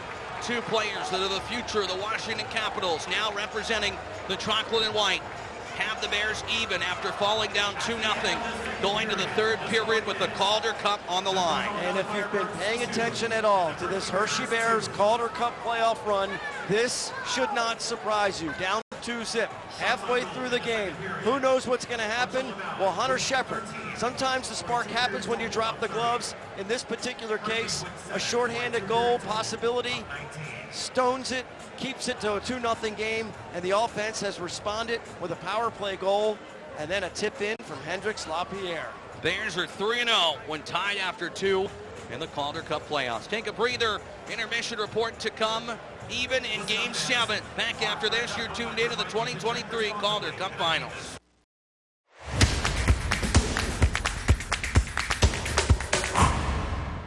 Welcome back to Hershey Bears hockey here on Fox 43. 40 minutes in the books of Game 7 of the Calder Cup Finals. Pleased to be joined by AHL Commissioner Scott Housen. Commissioner, how excited are you for this night? Very excited. To have a Game 7 is very rare. I think we've only had 3 in the last 20 years in the Calder Cup Finals. So this is special, and I'm really looking forward to handing out this trophy. The players and the teams work so hard and pour everything into it, and it will be my pleasure to hand this out to the winning team. Great exposure for the league going this deep. First day of summer. You're the last professional hockey league in North America playing. That's pretty cool. We love it. We love the exposure. We love being the last league playing. And to have a Game 7, like I said, is something special. So we're going to enjoy it. I hope everybody out there enjoys it, and we'll see what the result is at the end. This series between the Firebirds and the Bears, oldest versus newest franchise in the league, what does having these 2 sold-out arenas do for the exposure of the American Hockey League and fan bases all around the country? Well, it gives everybody a glimpse of what the American Hockey League can be at its best. We have sellout after sellout, great energy, great fans in both places, new versus old. So we couldn't have dreamed up a better matchup. I know you're a former general manager in the NHL. What's it like just being able to sit back and watch these 2 great teams go at it? Well, I'm not sure I just sit back and watch. We want to make sure that everything goes well, and we enjoy it, and the competition is great, and we'll let the players decide it. All right. What do you have anything special that you say to the captain before you hand over the trophy? Just come up and get it. You deserve it.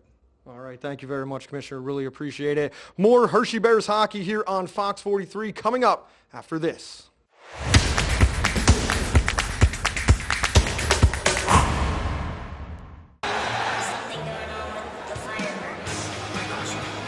Welcome back to Hershey Bears hockey here on Fox 43. Andrew Calista alongside John Walton. John, 40 minutes in the book. We're tied at 2. Wow. Hunter Shepard, a couple scrambles, keeping the Bears in the game. Yeah, Hunter Shepard's been really good tonight, Andrew. And I tell you what, the Bears have executed a game plan to a T here where Todd Nelson laid out for these guys that they were going to have to be defensively responsible. The forwards are going to have to come back and help out the D. They have. So how do you get the goals? You get them by being opportunistic. You get the power play to break through. A great feed from Joe Snively that was converted by Connor McMichael, and then maybe the play of Alexei Protas's career to be able to bat a puck out of midair as Coachella Valley was trying to clear, kept it in the zone. Vinny Iorio gets the shot, and a great pickup by Henrik Lapierre to finish it off. And here we are, 20 minutes to go in Game 7, and the Bears have a chance to win a Calder Cup tonight. This game was on edge. The puck was teetering, and right now it's a whole new ballgame, and you got to think it's the Bears that are loose in that locker room right now. Well, they're certainly feeling a lot better than they did. When you're down 2 pucks and you know that you've got to get the next one, they got it on the power play on a terrific play by McMichael to go to the far post. The defense didn't pick up on it, and he puts it in. And then the play by Lapierre, you've got to love it. If you're a Bears fan, you've got a chance. These guys know it. They're going to come out fired up. The next goal is going to tell us a lot, but my goodness, what a great comeback by the Bears tonight, an inspiring second period here in Game 7. This building was quiet, and we haven't seen that a lot. Real quick, John, what do they got to do to come out victorious and claim the cup? Be opportunistic. That's the key. You know they're going to get chances at the other end, but just be opportunistic. When you get your chance, take it. Hunter Shepard will do the rest. All right, that's what they got to do. What a game. Game 7, final 20 minutes will decide the Calder Cup. You're watching Hershey Bears hockey here on Fox 43.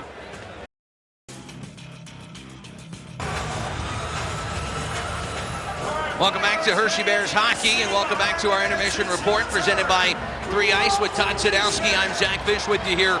Well, we got ourselves a classic. My goodness, you couldn't ask for much more than for Game 7 to go down to the wire. Is this fun or what? We're all the way in Palm Desert, California to bring you Game 7 of the Calder Cup Finals. And this really shouldn't be a surprise if you followed the Hershey Bears team.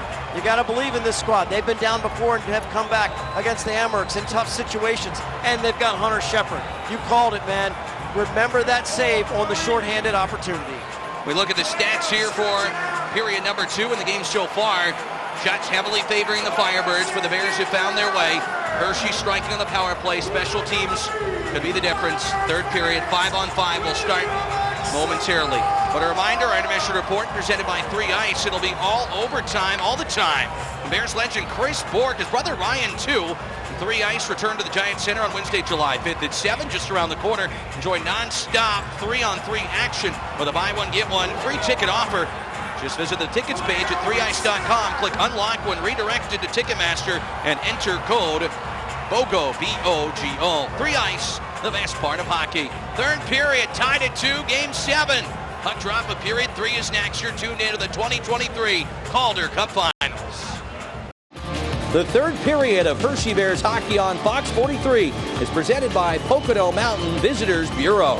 That is what's at stake tonight. The Calder Cup, silver and mahogany. Priceless to each and every one of these players. 85th season for the Bears. They want to win their 12th. Joy Decore surrenders 2 in period 2. We're tied at 2.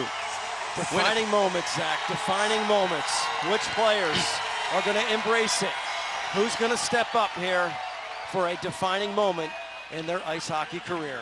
Win a period, win a cup. We're underway in the third period. Joe Snively in on offense for the Bears along the near wing. Connor McMichael looks to track it down for Hershey. They center to Pilon in his feet, knocked around behind the goal. Riker Evans started the score. He'll break out to center. Look for the Bears to tighten up defensively. Day behind his own net, looking to track the puck down for Hershey. Bears are 3-0 in the playoffs when tied after 2. Puck launched to center. Pilon looking for it to land. He'll smack it in, but off a Firebird and up and out of play into the Coachella Valley bench. It is after midnight. Back at Giant Center. The watch party electric, from what I'm told. When the Bears scored twice in the second, they are on pins and needles, as are we. 2,500 miles away on the complete opposite side of the country. And what a difference in the fan bases. And it's not to knock the Firebirds. It's just you get the feeling they're at a concert or they're at an event. The Bears fans appreciate this history, the struggle that it takes to win the Calder Cup. And they're there in full support of their team coming up beyond midnight. Draw to Hershey. Gabriel Carlson. To Ethan Frank. Carlson to McElrath. Shoots it wide, looking for a retrieval off the backboards. Clear to the line. McElrath holds it in. Ethan Frank with it. Knocked off the puck. Played it to the middle, though. Intercepted Coachella Valley. Ville Petman to center ice. Petman down the right wing. Carlson ripped him off. Bears with the puck. Vecchione leaves it on back for McElrath. Hits the center red and dumps it in. Wholesale change for head coach Todd Nelson's squad, looking to best Dan Bilesma for the third time in his coaching career and playing career too. Beat him as a player, beat him as an assistant coach. Puck along the near boards.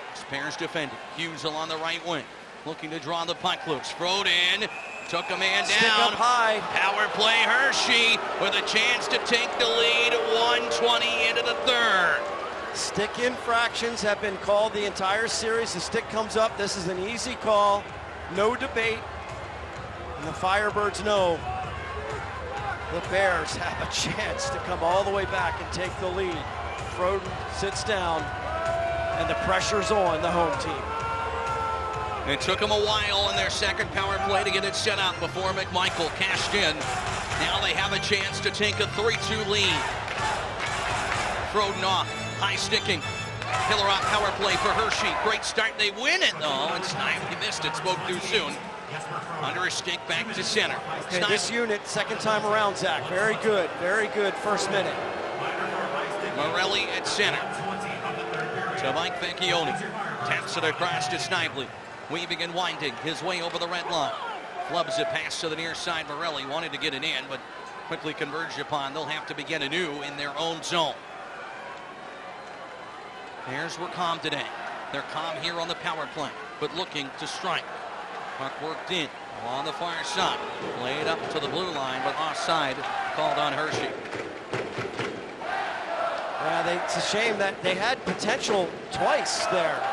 They won the draw. Snively just couldn't handle that one, and then they were coming in. They had the forwards lined up across the blue line, and he just kind of lost the handle on it. So we'll see if they can get it together. Still 1:24 left in the power play. Draw Coachella Valley, smash down the ice. Shepard out to leave it. Back behind the goal. Special teams and goaltending. Special teams and goaltending. It's said all the time about the playoffs. The goaltending kept it 2-0 a deficit. Shepard the save shorthanded. Now the power play can strike for a second time and give the Bears their first lead of the night. Annis out of the right corner. Played up the middle. Broken up. Firebirds fail to clear. Race for it in the corner. That one shot back to center. Day with it. 55 left on the man advantage. Firebirds changing penalty killers. Protas over the blue line. In the feet of Frank, he'll pull on back. To Protas on the boards. Dave missed the pass again, and down the ice it goes as Frank got crunched. They're doing some nice things. They're just losing that execution once they get it into the zone. Annis drops it off. Day with it. Chance to change the game heat. Flipped in. DeCord will glove it. The Bears will get an offensive zone power play. And the crowd cheers DeCord like he just made a huge save. They love Joey here. Well, that's what I'm referring to with the crowd. It's more like entertainment for them as opposed to old-fashioned hockey and that run and the sacrifice that you make to get this far. I mean, it's a first-year franchise. They don't really understand it, but what we've seen from the Bears the entire playoffs is resiliency and an ability and willingness to do whatever it takes. Vecchione unable to win the draw. The Firebirds with a chance to kill most of the power play will clear it down the ice. 20 seconds left on a man advantage. They'll throw Johansson over the boards to collect it behind his own net. Still time to work with, but not a lot. Lucas Johansson powers to center. Now he drops it on back his own blue line. Borgstrom to take it for Hershey. Left wing to Snively. Played it there in a very, very late offside whistle. Yeah, that came in, like you said, not initially. Looked like they were good. Comes outside the blue line. Running out of time now. Only 10 seconds left in the power play. They definitely have something going, though, the Bears. Good momentum, good strategy, good adjustments Coach Nelson made before this game, and the assistants. Off the face-off, the Bears will get the puck and working in. Spun around the boards, back to center. Power play to Froden. Ben to Froden has expired. Power play has. The Bears dump it in away from DeCord. 2-2 our score here in Game 7. Far corner, LaPierre Hutainen to Iorio at the point. Cross to Johansson. Back to Iorio. He shoots. Knocked down in front and hit Mallenstein. Comes up with it. Tapped it wide of the goal. As Mallenstein hits the deck, the puck taken back by Coachella Valley and cleared out to center. All the way down. And icing is called on the Firebirds. You can see the fight that the Bears are taking to each individual puck battle.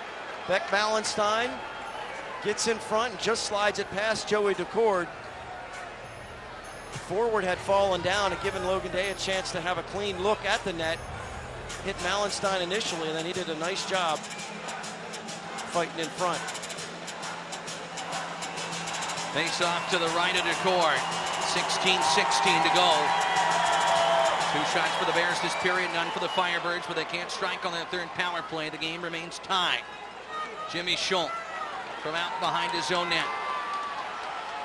Dumps it in on Shepard. He will glove it and hold it for a face-off in the defensive zone. Good start to the third period.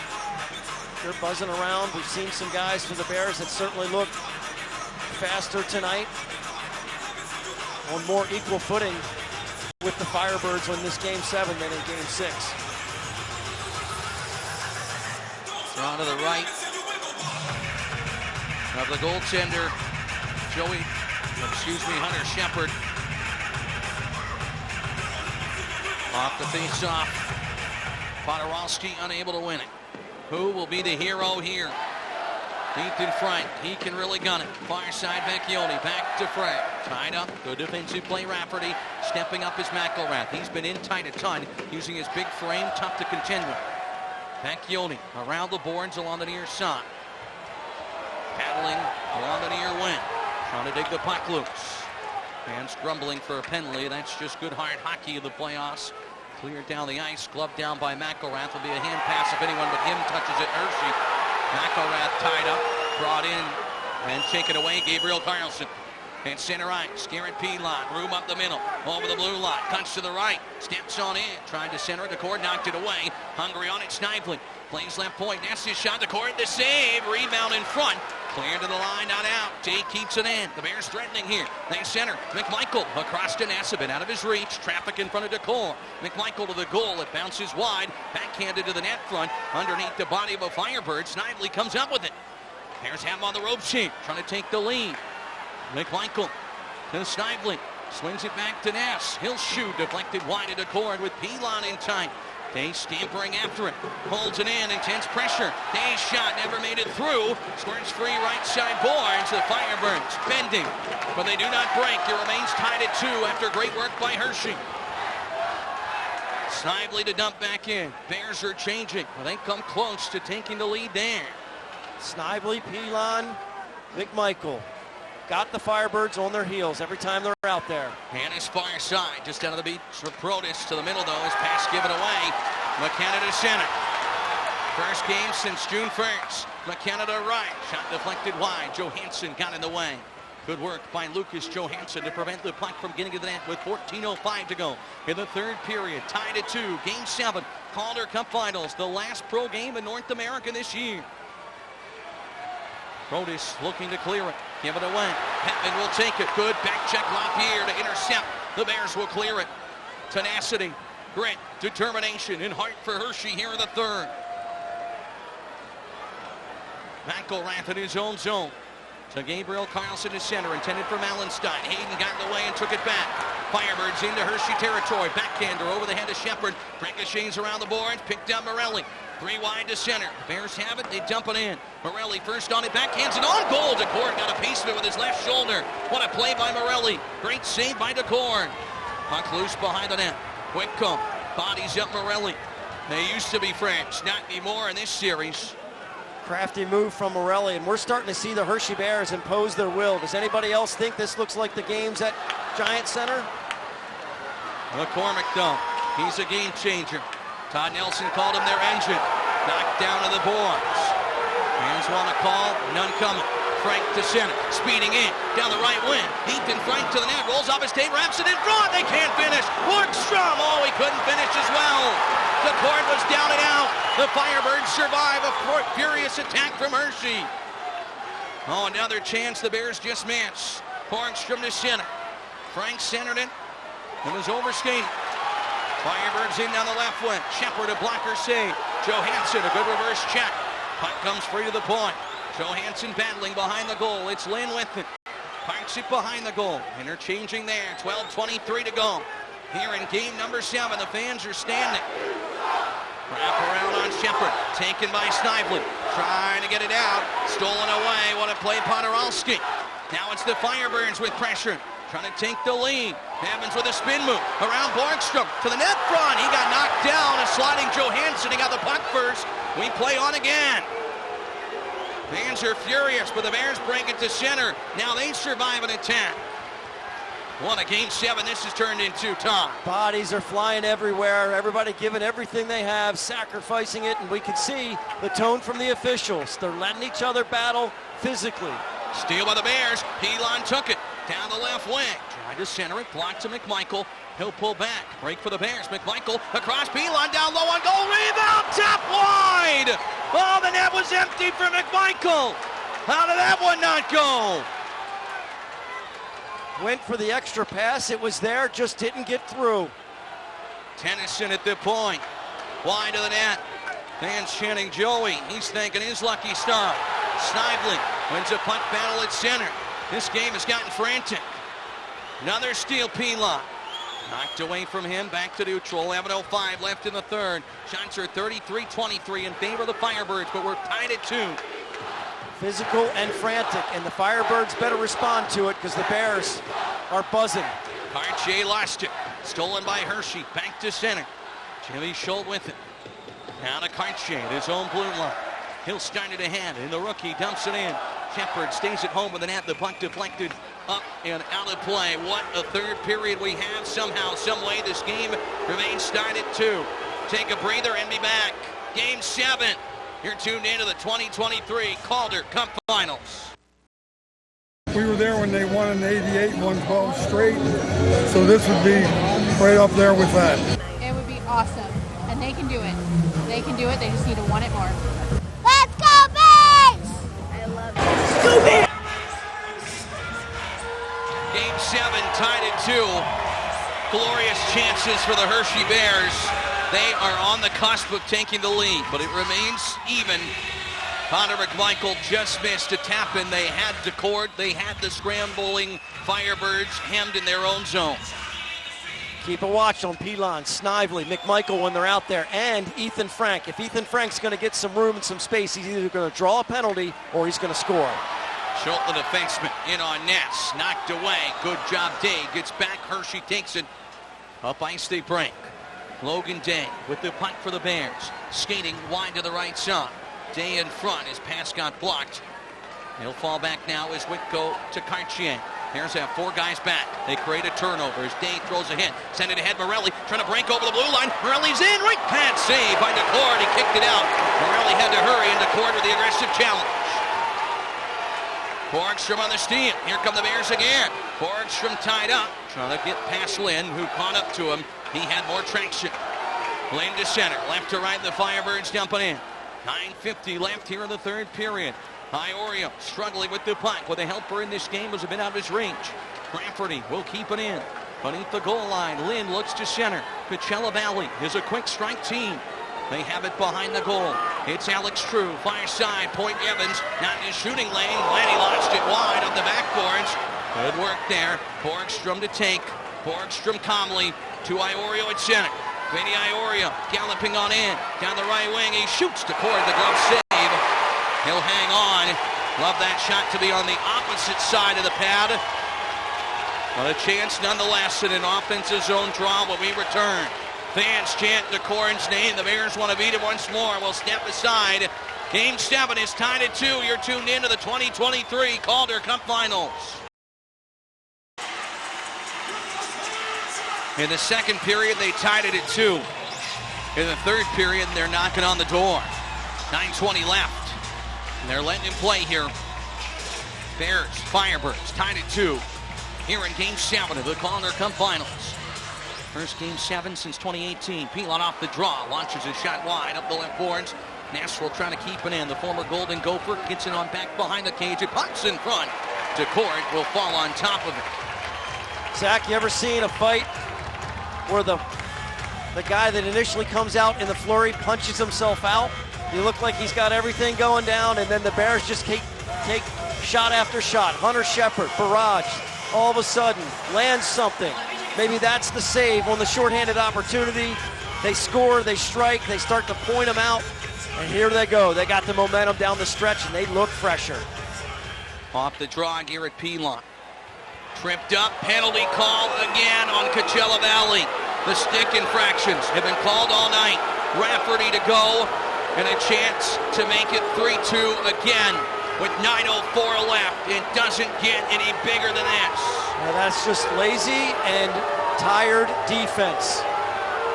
We've talked all playoff long about the depth of the lines for the Hershey Bears. All four come at you. They all come at you hard. It's been an all-out team effort, especially in this third period. And now they have got an opportunity to silence this building and shift the momentum completely. Fourth power play, looking for their second goal. Annis back to the point. Possession to start. That's a win there. 2-2 game. Game 7. P-Lock cuts towards the goal. Now he pulls back. Saucered pass. That's tough to handle for Frank. It's knocked to center. Frank and McCormick. Frank will win the battle. And the puck pops loose. Hershey will retake it. Get 28 a shot. Get him some room. Frank over the blue line. He'll dart on in. Nice through the defense. Takes it to the corners. He is flushed down the last moment, but they set it up at the point. Day to hurry. Glove down by Pronis. Bends it off. Alexei Pronis. Slash net behind the net. Puck comes free to the Bears. Pilon converged upon. No room for the Bears here. Rugby Strum in the near corner. Looking for the puck to pop out. Annis and Day awaiting at the tops of the circles. Tied up there. The clock continues to roll. 8:15 left in the game. 1:09 left on the power play. Finally work free Pronis. Annis, the right-handed shooter on the right side. Goal line to Pronis. 2-2. Bears looking to take the lead on the power play. Annis looks in front. One-timer knocked down in front. Swung it at DeCord has got it. Well, Pilon the shot. Pronis the rebound. And DeCord, right place, right time, even though he didn't know where it was. They had everything they wanted right there. The big man in front. They get it to the middle. Just enough room to get it to Garrett Pilon.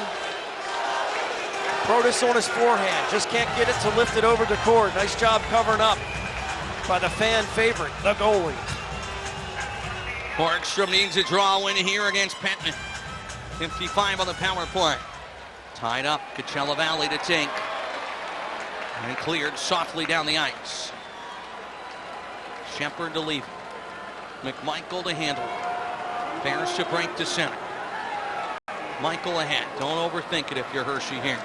Have someone make a play. Borgstrom skates in. Snively to Borgstrom. Quickly cut down. Taken away and cleared. Coachella Valley giving them nothing right now. Yeah, just didn't get it deep enough before you start to look backwards once you get it across the blue line. Get it down to the boards a little bit deeper and see what can happen. But this is a power play unit that struck before. Johansson taking it himself. Broken up, thrown down by Olafson. He's going to clear it all the way down. That's going to do it for the power play. 9 seconds left on it. Bears are going to be 1 for 4.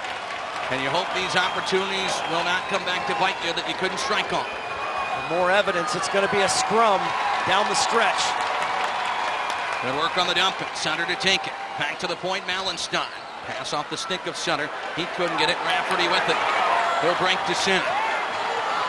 Feels like the Firebirds are playing with fire themselves here in the third period with the penalties and with Hershey's chances. Johansson can't get it out of the pile. Comes back to the point. Good shot block, Malenstein. Evans put it right in his feet. Schultz to take it back. Cleared in down the ice behind the Hershey net. Shepard after it. You know the next one's probably going to go against you unless it's egregious. You got to be careful. Play your game.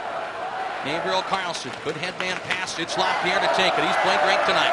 LaPierre left wing. Frank had to slow down. Otherwise he would have been offside. LaPierre knocked down. Able to try to hold it in. Comes back to center. Blasted down the ice. 6:10 left. Game 7. Third period. Tied at 2. Frank and Vecchione here in the zone. See if they can get on top of these defensemen. They're both on there. They clear it out. Froden will tap it in. Glenn down the right wing. Nash pushes him wide. They center. Tipped through the crease. Broken out by the Bears. Good defense. It's Frank to center. He'll chip it in. Fastest man in hockey. Tired at the end of his shift. Gets it deep. Playing up the middle. Snively out in deep to the zone. Then backs off. Clear to the near side boards for Gustav Olafson. The alternate captain. The veteran. Previously with Laval in Iowa. Played with Sam Annis in Iowa. Knocked away by Gabriel Carlson to Snively. Can he be the hero? Snively to chip. McMichael to chase. Good forecheck by the Bears. Snively to try to take it. Hunt wedges it from the pile. Snively around right. Back to the point. McElrath to Johansson. He'll get it and shoot it. DeCord knocks it away with a blocker. It was going wide. Now the Bears trying to recover the punt with 5:10 left in the third period. Cleared back to the defensive zone. McElrath on it. Firebirds are changing. Far wing to Garrett Pilon. He'll carry it in. Flips it to the middle. McMichael's pass across to Snively, broken up. And back to center. Drama only thickens as we get deeper into this third period. Under 5 minutes to go now in Game 7. Jumping Pilon on the steal. Firebirds changing. Pilon by himself. Backhands it in. It wobbles off the stick of DeCord. Pilon wins the race. What determination. At the point. 2-2 game. Bears threatening. Battle in front with Alexei Protas. Mass puts it wide off the back of the cage. McCormick to the clear to the far wing. Firebirds to center. But McKenna rusty. He missed it. Launched back in by Nass. The ice heavily tilted to the left with 4:25 to go. McCormick after it. There is Annis looking to draw it free. You feel the tension. To the far side boards. DeCord out to play it. On the backhand. Protas pressuring Whitcomb. Getting a shift late in this one. Cleared. McKenna will dump it in. And the ice is not just tilted, it's also getting choppy here down the stretch as it's bouncing. You never know what kind of bounce is going to happen out there. LaPierre at center. Wisely hits the red line and dumps it in. 3:55 to play in regulation. We'll play all night if we have to. Cleared to center ice. Missed by Sutter. Picked up by the Firebirds. Good hit Wallenstein. Puck comes loose in front. Good job getting back the Bears. Break to center. But right to Evans. He'll play it across softly. Hetman ahead. Cut off, intercepted. Read like a good book there by Iorio. He'll dump it in. DeCord to take it. Majority of the fans are standing here in Coachella Valley. Cartier with it. Along the left wing.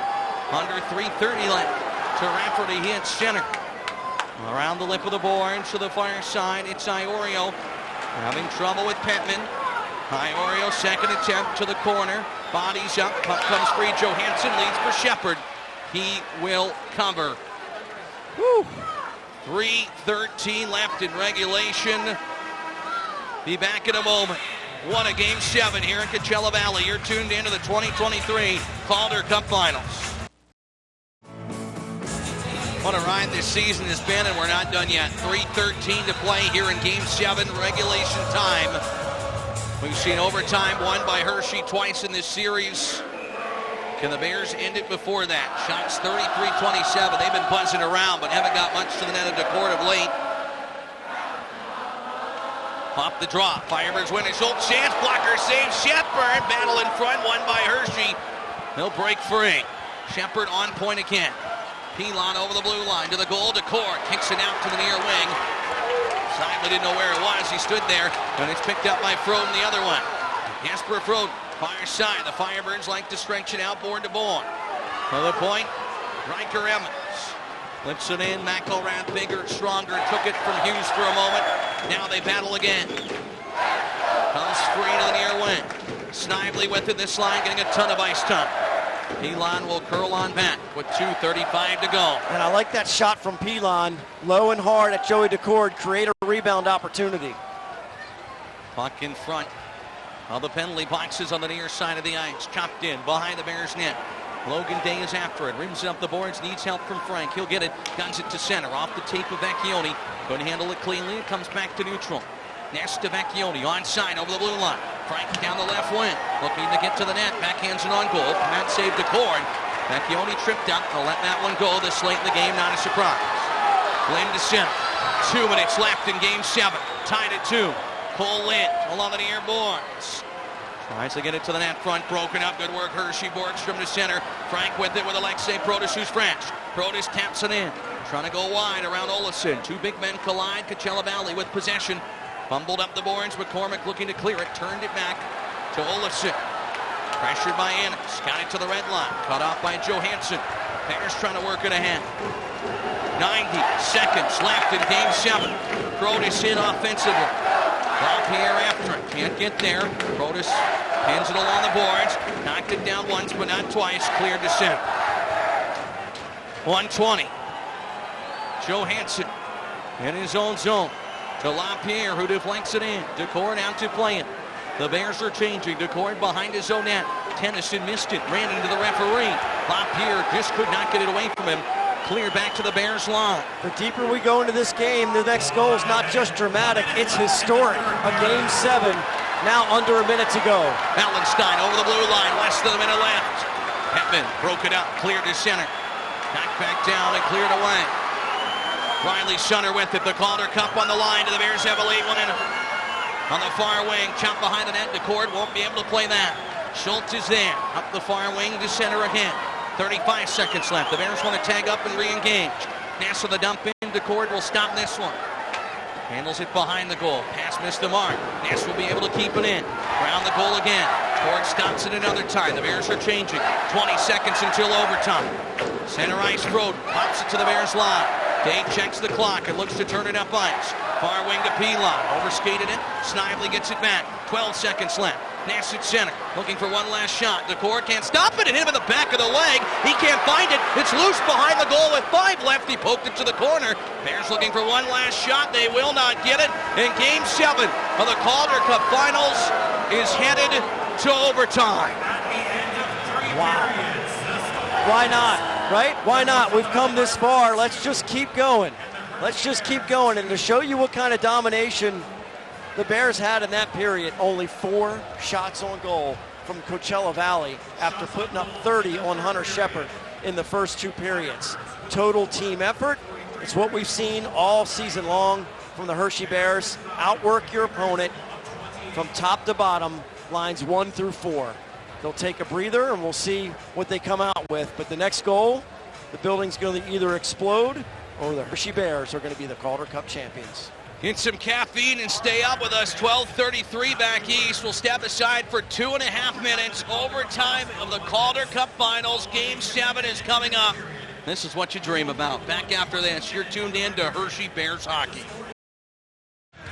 Welcome back to the Hershey Bears Calder Cup Final, game number 7 in Coachella Valley, California. Oh boy, hey Todd, I mean, wow. We couldn't have asked for a better game 7 except for if the Bears win it. 18 game 7s in American Hockey League history have gone to overtime. Most recently it was the Bears in 2016. They defeated Wilkes-Barre Scranton. That was not the finals though. Remember that Travis Boyd OT winner at Giant Center? Do. Bears fans remember that fondly. The only other Calder Cup Finals game to go to overtime before tonight in game 7. 1953. The Cleveland Barons defeated the Pittsburgh Hornets 1-0 on a goal by Bob Crystal. Who knew we'd be talking about Bob Crystal and the Cleveland Barons and the Pittsburgh Hornets tonight? We are truly in the midst of history, and another chapter in the Bears history book could be written tonight.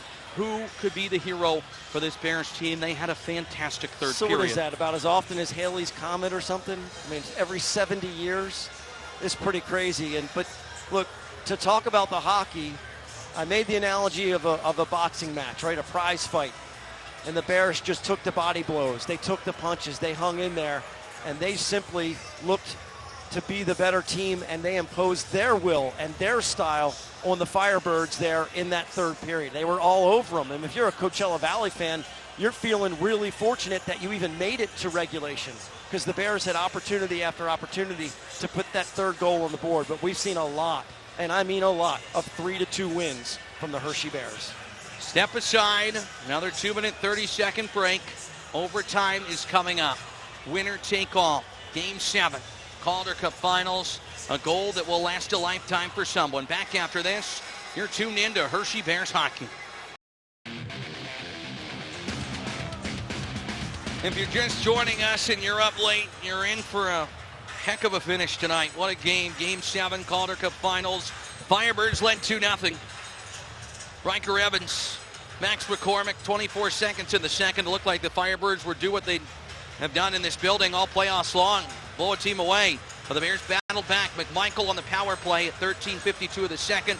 LaPierre at 7:09 of the second period. No scoring in the third, but the Bears outshot the Firebirds 9-4. They were the better of the two teams. They unfortunately could not connect with the power play. They had 2 kicks at the can in the third period. They're 1 for 4. The Firebirds are 0 for 1. A little bit dicey for Joey DeCord. He turned one over that Protus made him pay on with the goal from LaPierre in the second. The dump and hit him in the pad. He didn't know where it was. He was spinning like a top, but Fortunately, the Bears couldn't take advantage of that, but anything's a good shot right now for me. I think both teams feel fortunate that the game didn't get away from them at different points of the game. For the Bears, almost got away from them early. If the Firebirds get that third goal, boy, you're really reeling. And you're on your heels, and they're just going to keep coming in waves at you. And then if they didn't, they could shut you down defensively. But, you know, and for the Firebirds, they're really lucky to see overtime. The Bears really had a lot of great chances. We've seen that Pilon, Snively, and McMichael line. Keep a watch on them. And I mentioned it, I threw it out on Twitter. If you were anywhere near a radio or TV or know a family member, a friend, you say you want to tune in to see this. This has now become history. Historic night here tonight in Coachella Valley. Whatever you got to do to bring some luck upon the Bears. Say the prayer to the hockey gods. Whatever superstition you have, do it. Heading into overtime. The Bears have won 2 overtime games. Can they make it a third? Step aside. Be back momentarily. OT looming. 2-2 in the Calder Cup Finals, Game 7. What more could you ask for except an overtime hero? Game 7. Calder Cup Finals. The Bears were down 2-0. They tied it in the second. We go to overtime here at Acrisure Arena. First time in Bears history. Game 7 has gone to overtime in the finals. Someone can rewrite the history books tonight. Plain and simple, Todd. There's been so many Bears that's played well here today.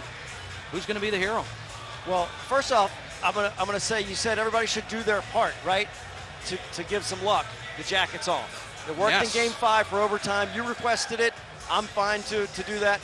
And I think I'm going Morelli. I mean, we've had scrappy goals. He was a big part of the comeback against the Amherst in the last series. I'm looking at Morelli to deliver. Mason Morelli is your pick. Oh, this is tough. I love Garrett Pilon's game. I wouldn't be surprised if he does it again. But I'm going to go with the kid, Connor McMichael. That line, I think, is going to do it for the Bears. Whoever it is, as long as they're in chocolate and white, we'll take it. Overtime is next. Game 7. Winner take all. Stay with us, won't you? You're tuned into the 2023 Calder Cup Finals. Overtime Calder Cup Finals. Game 7 for just the second time in league history. This year, 85 for the Bears, something they never done. Could be happening in a matter of moments. Shepard in goal to the left. He stopped 32. A game-breaking save from down 2-0 to tied at 2. A short-handed breakaway save in the second. The Bears came back. They came close in the third. Now in overtime, who will be the hero? Coachella Valley has done this in this building before. Andrew Podorowski scored a game-winning goal to send them past Calgary. In overtime of a decisive Game 5, but the stakes are bigger, and the Bears were all over them in the third. Can they finish the job and win their 12th Calder Cup? Overtime of Game 7 is underway. This is the end. They scored 2 goals in earlier, and this is the line that has been very, very steady all night long. McMichael behind his own net, cut off far boards by McCormick to Lynn. Spins and shoots, deflected wide. This building, nervous, energy. Center ice, McMichael can't find it. The Giants center watch party feeling the same. Puck dumped in behind the net of Shepard. Day is after it. Near wing. The Bears are a very well-conditioned team. The Firebirds have played 26 games in the playoffs. Will that come into it? Right hand-eye coordination, P-line. Out of an air to Snively. Shoots it wide to DeCord. Bears are changing. DeCord will cover. Hershey will take an offensive zone faceoff in the early moments of overtime. Hand-eye coordination. The Bears showing it off tonight. Alexi Protas earlier, a big part of a goal by batting one down out of the air. They cleared the zone defensively doing the same thing. Draw to the right of DeCord, possessed Coachella Valley. To center ice. As far as the red line, worked in by Hughes. Behind the net of Hershey. Johansson far corner. Have to be careful with every pass. Lucas Johansson along the near wing. To center ice, Ethan Frank to carry over the blue line. Borgstrom. He's got a man on the far side. Vecchione's one-timer deflected high and wide. Frank along the near wing looking to track it down. Podorowski trying to take it away. Tripped by Frank. They're going to call a penalty. Arms came up very late, and that's been the standard tonight. The Firebirds get a power play in overtime to try to win the Calder Cup. Ethan knows it too. Coach Nelson has preached the whole time. With that stick on the ice, it comes up Horizontal, they're going to get you. You can watch it. Comes up. Firebird goes down. And now the Bears have to hang on. Next 2 minutes very well may be the longest of Ethan Frank in the Hershey Bears' life. The penalty kill tested here. 1 for 1 tonight. They came up big earlier. They win the draw. McElrath around the boards. Knocked down. To the point, Evans will hold it in. Coachella Valley. The Calder Cup on their sticks. Near boards. Lynn spins around Mellenstein. Lind across. Block McElrath. Cleared to the line. Not out. Lynn gloves it. Holds it in. Lynn from Evans. He's got it on the left wing. McCormick in front. Far boards, the Firebirds with it behind the net. McCormick far side. The Bears clogging the lanes well. McCormick up top. Evans on the backhand. For the forehand shoot. Shepard, the standing glove save. He's got it. Nearly 40 seconds off the clock, which doesn't appear to be moving correctly. It is. It just doesn't feel like it if you're a Bears fan. A lot of possession time. Nothing too dangerous, though. They're keeping them to the outside. Remember, they're trying to get that traffic in front. There's McCormick. And they're trying to get the puck to the middle so they can get a rebound right in front. Made a draw win from Sutter.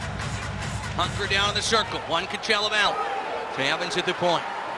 Far side. Pass to the middle. Archie there. Shepard. A right pass. Save and a beauty. We play on. Coachella Valley behind the net. Off the skirt of the goal. Power play for another minute 8. Left circle in. Got him running around a little bit. Evans to the point. Far side, trying to get the Bears spread out. Across to Lynn. With his feet. Back to Evans. He'll shoot. Mellenstein with the block. Bears scramble for a change.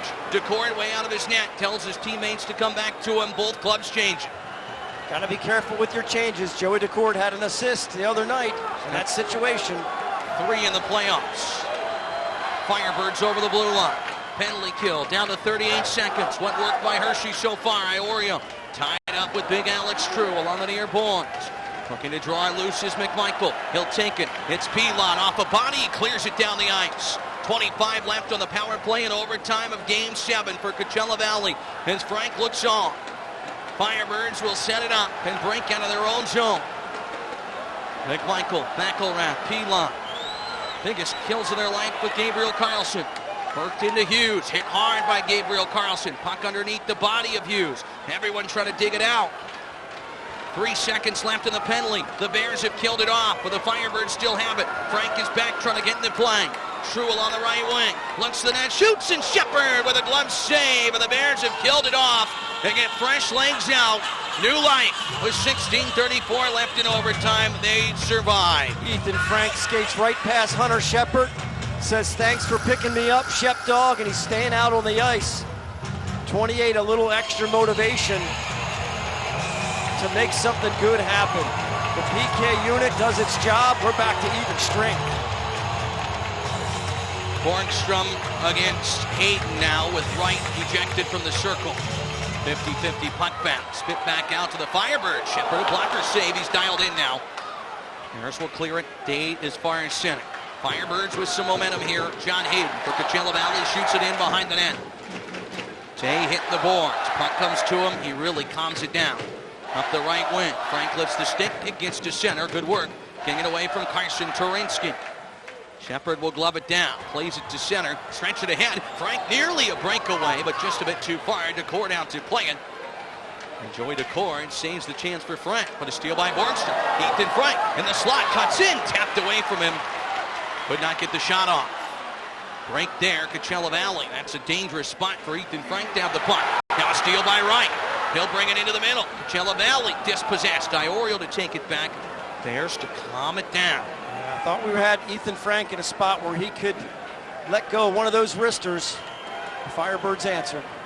Puck cleared all the way down. Icing negated. Protas in front. He just missed Lapierre. It was a bit tardy to get there.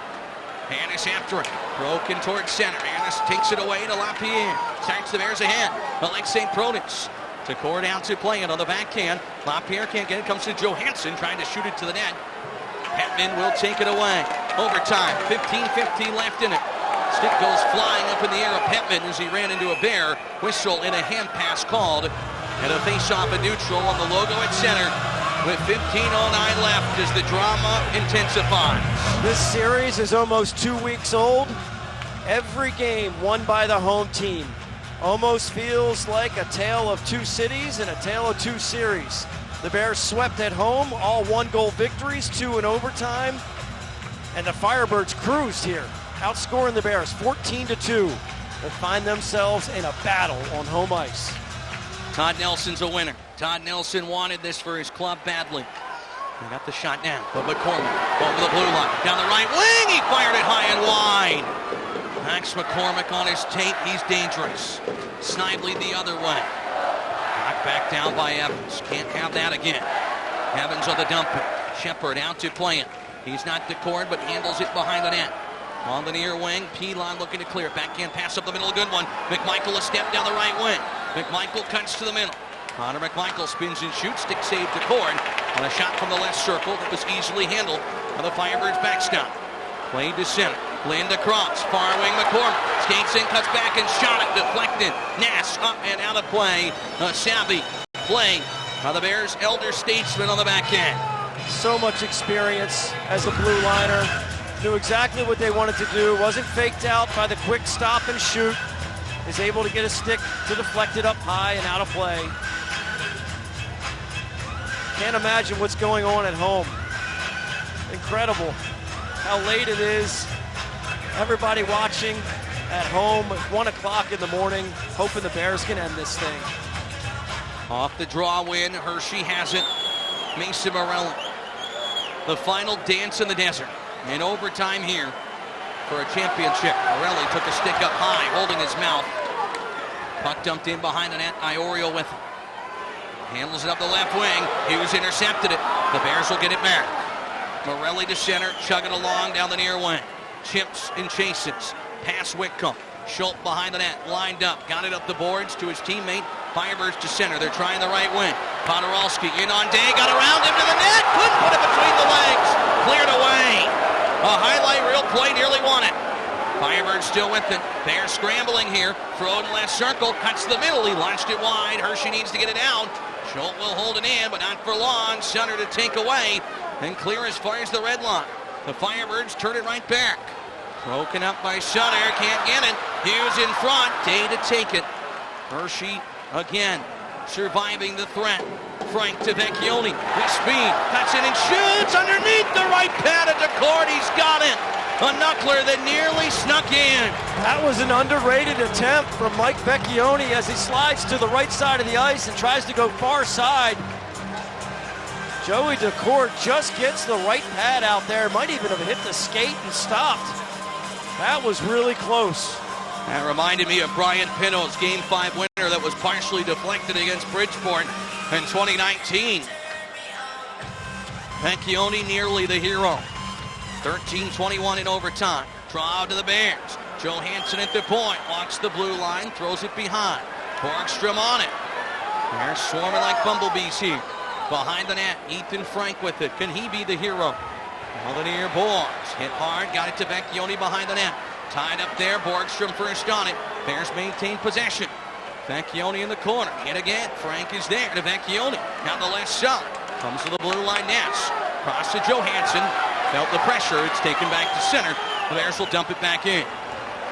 Again, good possession time. Nothing real too dangerous on that one, though. The Bears controlling play. No icing. Ness thought it was. Raised his stick. He's got to move it. To Annis up the boards. The Bears as far as center. Evans to cut it off. Works it back in. Barely onside, but the Bears able to take away and clear to neutral. LaPierre leveled and a cutback move by Evans. Starts the Firebirds ahead on the right wing. First shot to the net. Shipper down to the butterfly. Made the save on Cole Lind. Maybe the MVP in the finals. Denied by Shepard. Rafferty at the point. Took it out to center. Stolen by Annis. Leads for Pronis. Over the blue line. Pronis rounds to Annis. In the slot. Low shot to Cord. Rolled to the net. Will cover it. And for the first time in overtime, nearly 8 minutes in, a little pushing and shoving. McElrath goes in, crashes in a little bit. Bears have a face-off in their end. You'll see the Firebirds every once in a while get a little happy with the stick handling. They ran into each other on their own blue line. and allowed the Bears to break it out and take it down the other side. Sometimes they get a little bit too individual with their play. And if the Bears stay within their structure, they can counterattack. 1 a.m. back east. Pilon wins the draw. Johansson today looking for a lane. He'll shoot. Tipped on goal. Declared the save. Joe Snively in front, trying to be the hero. Everyone standing here in Coachella Valley. Day to the goal. Knocked down in front. Bears threatening heat. McMichael today he fires wide of the goal. Far wing Pilon. To the point, Johansson. Can they win it right here? Off the side of the net. Snively first on it. Up the near boards. Day steps up. Holds the line. Snively with it. Back to Johansson. Lucas to Snively. Shoots wide of the goal. Just missed from the slot. Day behind the net. 2-2 here in overtime. Game 7. Next goal wins the Calder Cup. DeCord behind the net. Rolled it free. Froden looking to clear it. He got it down the ice, but into the Bears bench. An offensive zone draw for Hershey as that line comes close again. Snively had a real good one-timer. They set him up, and that was a really good shift from Logan Day.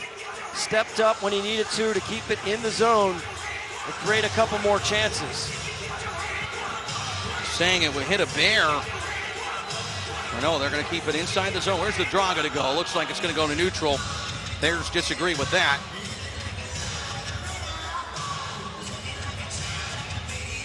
If you got any nails left, I don't believe you. Dan Bilesma looks on. Want to finish to the hockey season. Puck rolled in behind the Bears net. 2-2 here in overtime. 11-11 left. Make a wish, Bears fans. It's McKenna. Firebirds behind the net. Puck rolls free. Gabriel Carlson out. Down the ice. Malenstein after him. Gonna get there first. Morelli to the net. Malenstein overskated. Pushes it behind. Morelli tangled up, knocked down. Riley Sutter with it. The Wrecking Ballers could win it. Morelli behind the net. While the near boards. Malenstein to the goal and hit a body and deflected wide. Sutter already with an OT winner in this series. Back in game 3. That's a wrecking ball type of opportunity there, too. Get two guys in front, not just one, with Morelli camping in front. DeCord behind the net, up the near boards. McElrath steps up, got past him, got past Kartje.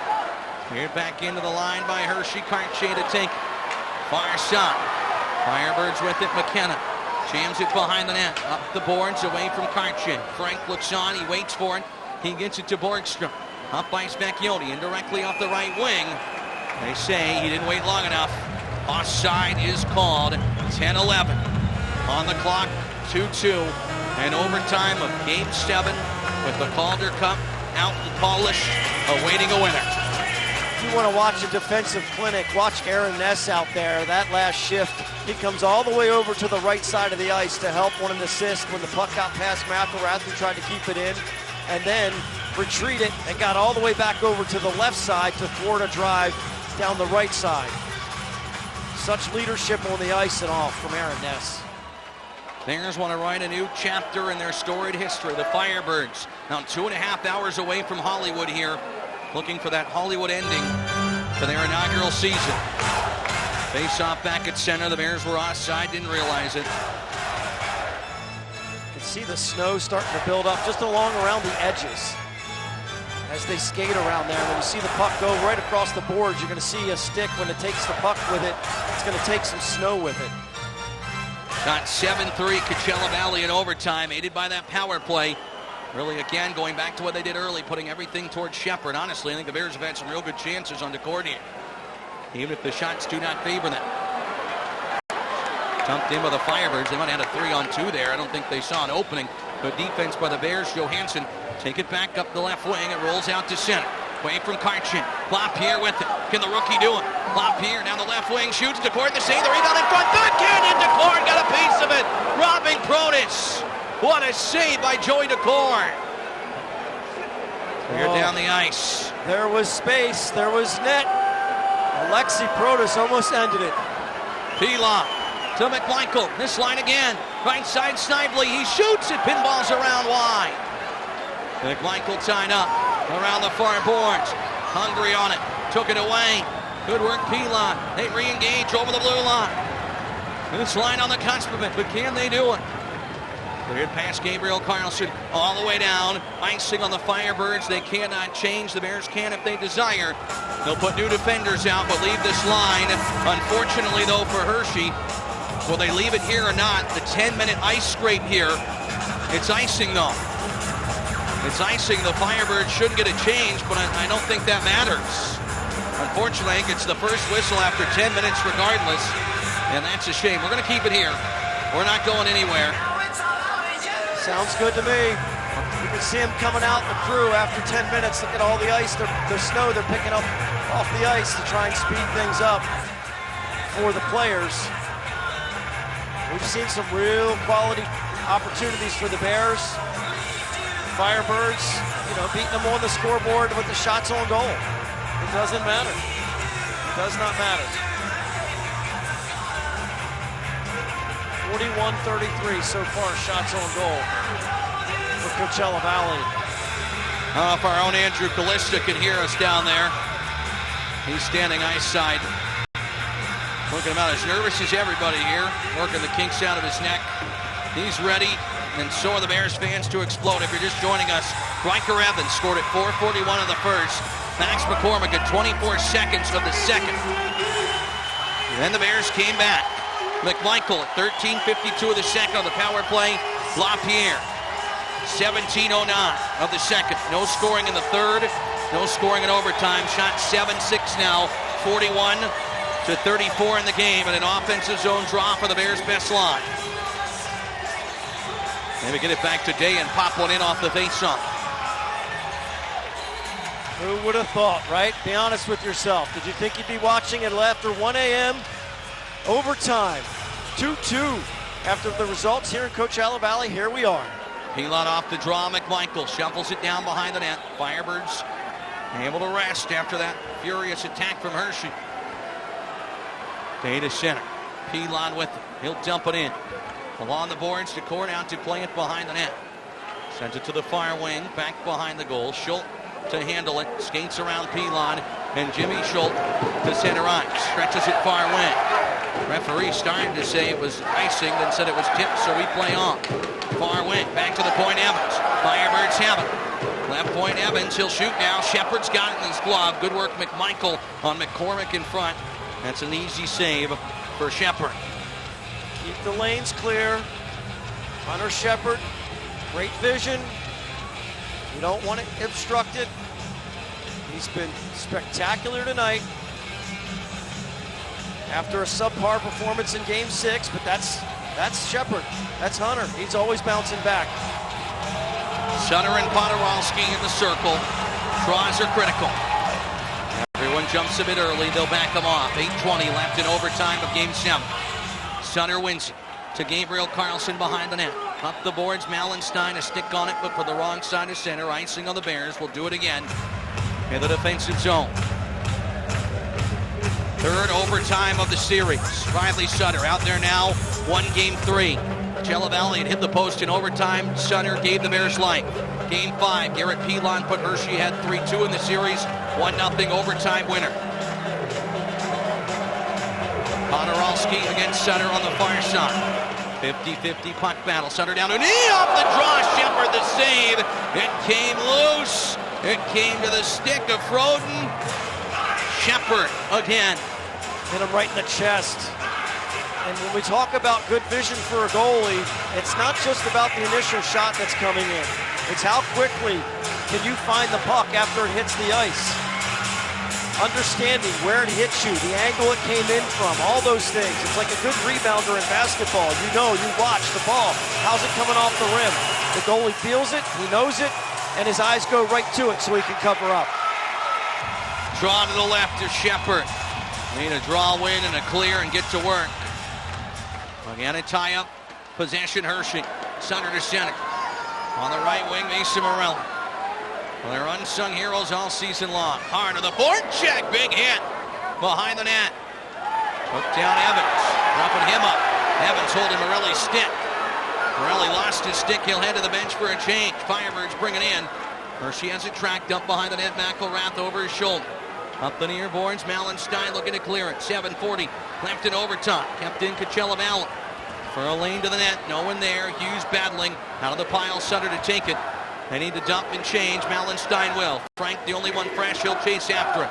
Soft dump to the corner. DeCord can't get it. Firebirds out to center though. Froden with it. Vecchione got a stick on it. Jesper Froden will flare it in on goal. Shepard knocked it down, played it behind the net. Johansson to Iorio. Center ice front. Far away. Knocked out of midair. Otherwise running and gunning was Mike Vecchione. Firebirds in their own zone with 7:05 at OT. Far wing for Pentman. Skates into Hershey territory to Karchin. A cutback move. Shoot! Shepard, a stick save. Knocked it out. Frank will take it. Up the near boards. Not much room. Flings it ahead. Vecchione over the Coachella blue line. A shot in on goal. DeCord the stick save. The rebound left. Firebirds are there with the Bears changing and clear to center.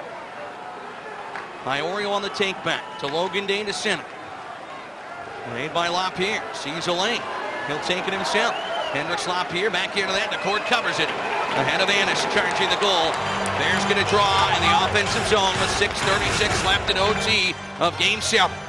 Finishing checks, clean passes. Don't try to do too much. As Coach Nelson said, predictable hockey.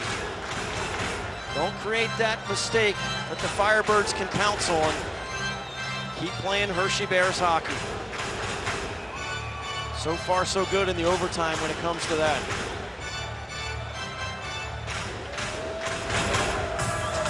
Draw the left of Joey DeCord. Hendricks LaPierre to take it. Protis on his right. Annis on his left. Comes to Annis. Fan on the shot to the blue line. Day. Rolls one in. Bounces around in front of the goal. Cole Lynn with it. This is the matchup the Firebirds want. McCormick to center. Will dump it in behind the Hershey net. Day after it. Sends it far away. Protis looking to clear it. Back on the board tonight for the first time since the Hartford series. He fumbles it a little bit, but gets it to LaPierre at center. He'll take it over the blue line. Couldn't get it deep. Cleared away with the Firebirds. 2-5 for Lynn. Will this be icing? They will. With 6:03 left now. As the tension just builds and mounts. And this dance party here has gotten a little bit more subdued. The little details. Make sure you're paying attention to the little details out there. And the smallest mistakes can really hurt you, like an icing that you didn't need to have. Let's see if the Bears can take advantage.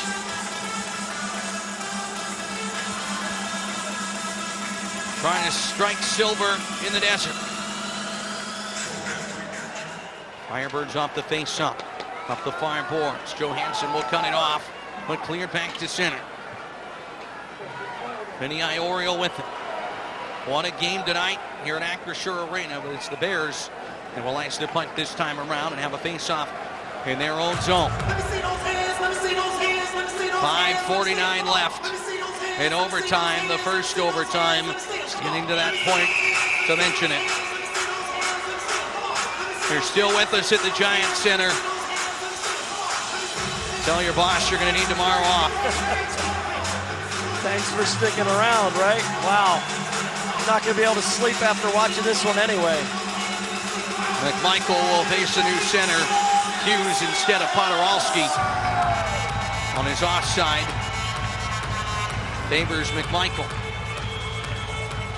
He wins it cleanly. Iorio pressed behind his own goal. Snively to center. Flips it there. The Bears see the Firebirds fall back in their own zone with Riker Evans. Up the middle. Skated on in by Frope. Gets it into the front of the net. Good work. Iorio, Johansson, tag team to take away.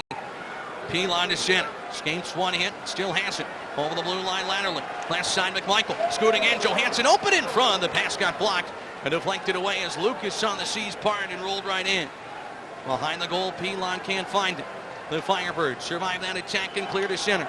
Thrown with it ahead to Hughes. Snively on the back check to take it away. Starts the Bears ahead with Coachella changing. McMichael over the red line, over the blue line. McElrath winds and fires. Blocked wide of the goal and lost the stick of a Firebird. It's cleared to the left point. Carlson holds it in. McMichael left circle, shoots. A blocker saved by DeCord. He punched it out with traffic in front. McElrath in deep. He's got to get back. Here come the Firebirds with tired Bears out. Kenna, well defended by Snively. Comes free the left point. Coachella Valley with it. Olafson on goal. Shepard sticked it out. Hops back in front. The Bears to clear. Snively softly to center. No icing. Morelli fresh. Trying to track down Olesen. The far wing, it's cleared by the Firebirds out to center. Skated in down the right wing. A shot right into the chest protector of Shepard and no rebound. That's what you're looking for. If they're going to fire away at Shepard, make them do it from the outside. Hang onto it immediately, handle the shot, and then have the defensive responsibilities down the middle. Even if Shepard didn't handle that one, Beck Mallenstein was right there with the defense to clear it out. 45 saves for Shepard. And more to come. Shots 47-37, Coachella. Clear by the Bears to center. Out of the reach of Vecchione, icing again on Hershey's. The game has slowed a little bit here in the last few minutes. Everybody waiting for the moment. You can see along the boards, cameramen, they're all waiting to bust out and get that moment. Who's going to get the shot? Who's going to get the goal? Document history here tonight in the desert. Draw the right of Shepard, tied up. Hayden to take it with Ness on him behind the goal. Certainly John Hayden shoots. He threw it in front, looking for a tap-in more so. Wide of the goal. Evans in tight, turned it over. Day looks up ice to Borgstrom at the blue line. To Ness at center. Brought in the left wing. Vecchione with some room. Cross to Borgstrom and his feet. Right dot.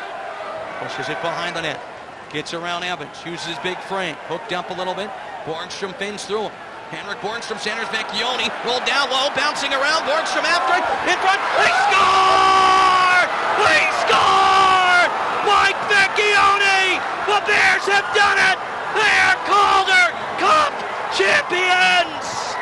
The Hershey Bears, for the 12th time in franchise history, it's sweeter by the dozen.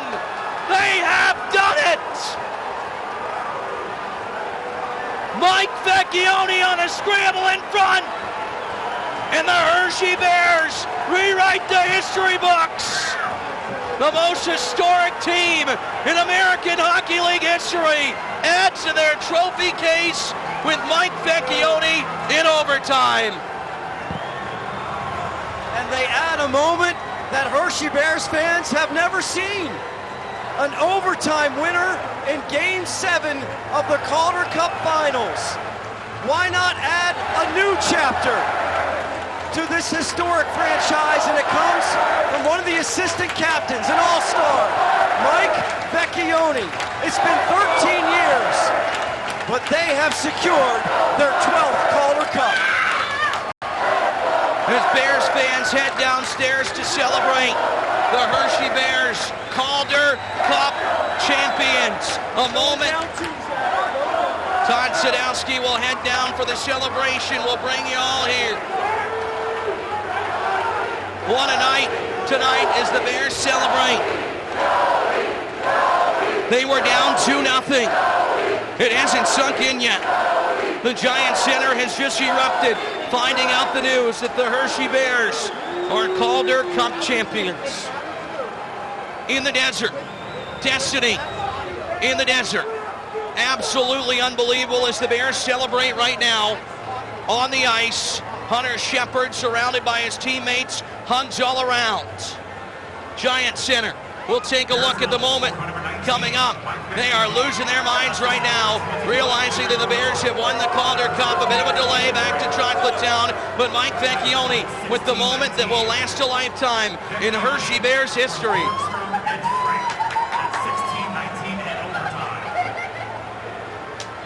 Bears friends and family are just heading down right now. Tears in the eyes of friends and family. High fives all around. What a finish for the chocolate and white as you see the celebration. An unbelievable moment. The Coachella Valley Firebirds with an unbelievable season. But they will not get their storybook ending. It's the Bears, the winners here. We will hear from members of the Bears. We'll carry the full celebration here. I'm at a loss for words, folks.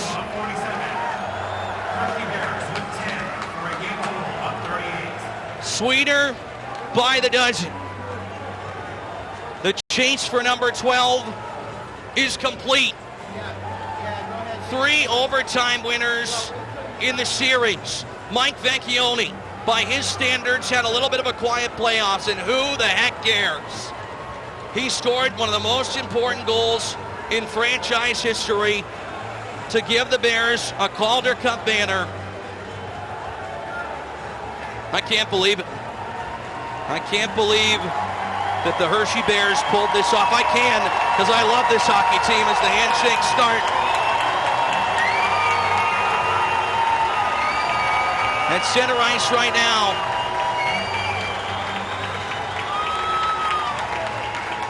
The trophy presentation with Scott Housen to come.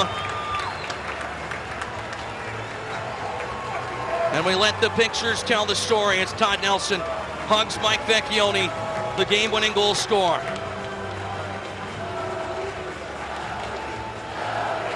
Fans chant Joey, Joey, Joey again. Alexei Brodus hugging his teammates, hugging Dylan Philippus, the assistant equipment manager. Wow, can't believe that the Hershey Bears down 2-0 in a building they hadn't won.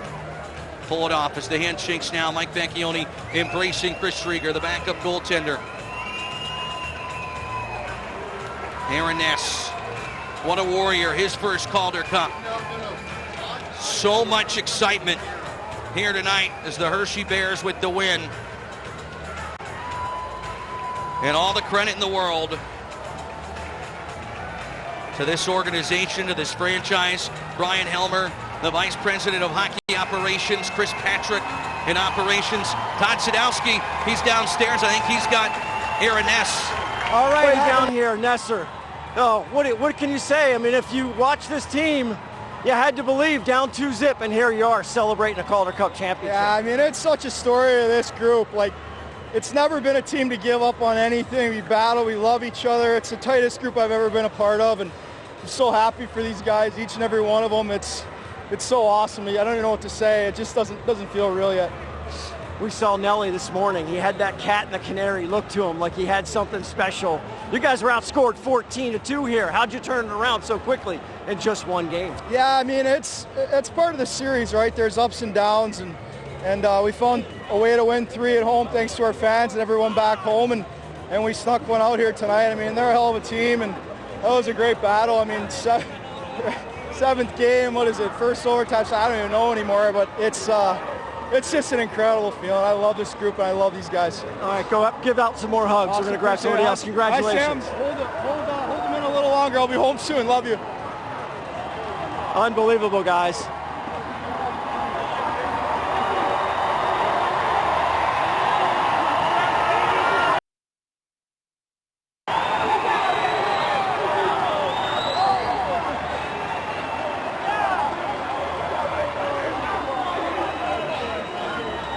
All right, Fish, we're with Vex here. And Logan Day. And Calder Cup champions, both of you. Take us through the play. Take us through the goal. I have no idea. I just kind of blacked out. We were cycling, winning puck battles. Borgie tried to slip one to me, kind of went off my skate. Frankie tried to knock it in. Went back door to Borgie. Our game plan is just slide things back door, so I slid there, had an open cage, and I was able to put it in. Immediate legendary status. Yeah. Does that ring a bell? I mean, how's that feel? We talked about this in the locker room. You know, as a kid, you dream about playing in a Game 7 overtime, and you end up celebrating. So we've all played this in our head a bunch of times. Back at Taylor Street playing street hockey with the boys back home. So it's just a dream come true. There's no better feeling in the world. Defining moments, my man. 70 years since there was a Game 7 overtime in the AHL, and now you've won only the second one. It's just an unbelievable feeling. You know, we were talking about how much this team is really bonded together as brothers. You know, there's just the best group of guys you could ask for. And now we're going to be in the rafters of the Giant Center forever, so it's an amazing feeling. All right, give us the roar. Ah! Let's fucking go!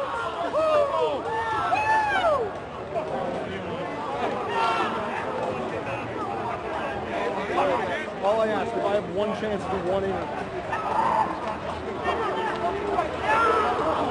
A scramble play in front, And that's Hershey Bears hockey to a T right there. I've composed my thoughts a little bit more now. That's Hershey Bears hockey to a T, no doubt about it, as we'll wait for Todd Sadowski to get our next group. I got to find him in the pile of mass humanity of bodies down there. We got Peels. Garrett Pilon with Garrett Pilon. You guys, your line. Your line fire was tonight. Talk about the adjustments you guys made and just, look, there was no tomorrow. Game 6 might be that. There's a tomorrow. There was no tomorrow. Talk about your guys' approach and your effort tonight. Not just our line, our whole team. We laid it out there, and I thought, they pushed fucking hard too. They pushed really hard as well. I mean, it was a crazy game, but, we came out here and we played our best hockey, and I think we deserve this one pretty well. I made the analogy it was like a prize fight. You guys took a lot of body blows early on, but you hung in there and you kept it close. Shep Dog stopped that shorthanded opportunity, or you're down 3. Yeah. You're back in the game. Did it feel that way? Did you feel the momentum shifting third period? I mean, our team feels like we've been in this scenario a lot of times this year, even throughout the playoffs, these tight games, these close games, and we found ways to pull through, and everyone in the lineup did their job, and we got rewarded for it, and it feels really great. Unbelievable. Go celebrate. Go celebrate. Fantastic stuff.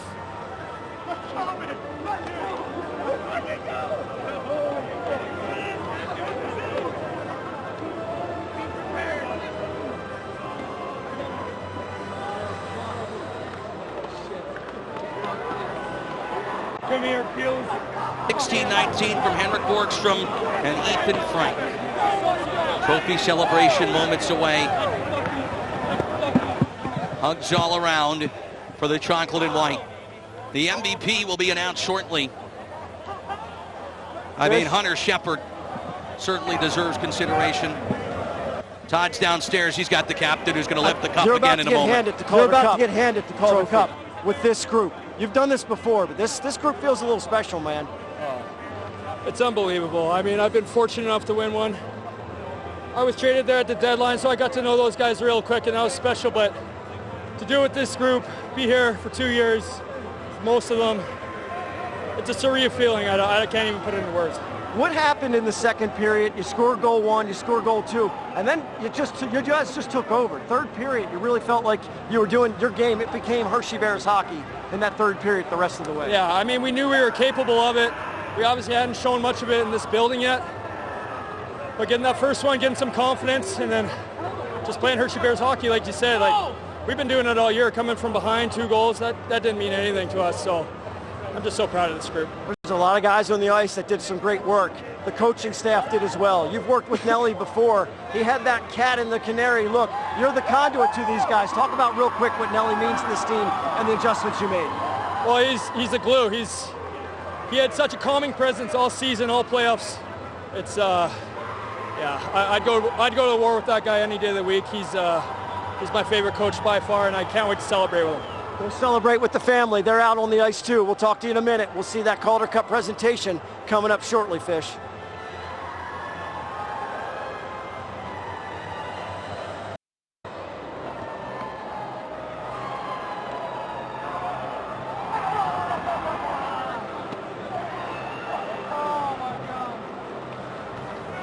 We'll have the trophy presentation coming up in just a matter of moments. Todd Sadowski is down there. Look at the players jumping. There's Julian Napravnik, Henrik Grabinski. They didn't play a game in the playoffs, but they're every part of this group, as are the Hershey Bears here. The broadcast feed will take the center ice feed coming up in a moment. It is quieted here in Coachella Valley. And heartbreak for these fans. Their team came oh so close. Mike Scarbosa on the ice. He could not play in the playoffs. Todd Sadowski is downstairs. We'll join him again coming up in a moment. Hugs all around from the Bears, friends, and family. I can't wait to get down there myself. But we got a little bit more business to take care of. Speaking of business, time to present the Jack Butterfield Trophy. Fish. Go ahead. Okay, got Hunter with us. You're down 2-0. You're down shorthanded skater coming at you. What's going through your mind? I mean, my dad told me since I started playing goalie when I was about 9 years old that, he never played hockey or anything, but he said if you give up 2 goals or less on average your whole career, you'll be in the Hall of Fame. So I just knew, after they got that second one, I had to do whatever I could, not give up anymore. And, guys cleared any second chances there were the rest of the way, and kind of just got in a rhythm and were able to hold on long enough to get the third goal. This whole run, you've kept these teams in the game, the guys in the game, and let that offense do their job, and that's what you did tonight, and they came up big for you at the end. I wouldn't say every game. The games we won in this series, I thought I played okay, but obviously the 3 games here before this, we were kind of due for one. So, the guys, when we've won, have given me more than enough run support the rest of the year. So, props to them. Props to them. They're handing out hardware. They're handing out hardware. Go get it. Okay. Thanks, Shep. Hunter Shepard. One team's total attendance in the playoffs. As Scott Housen speaks now to hand out the hardware. Let's join him.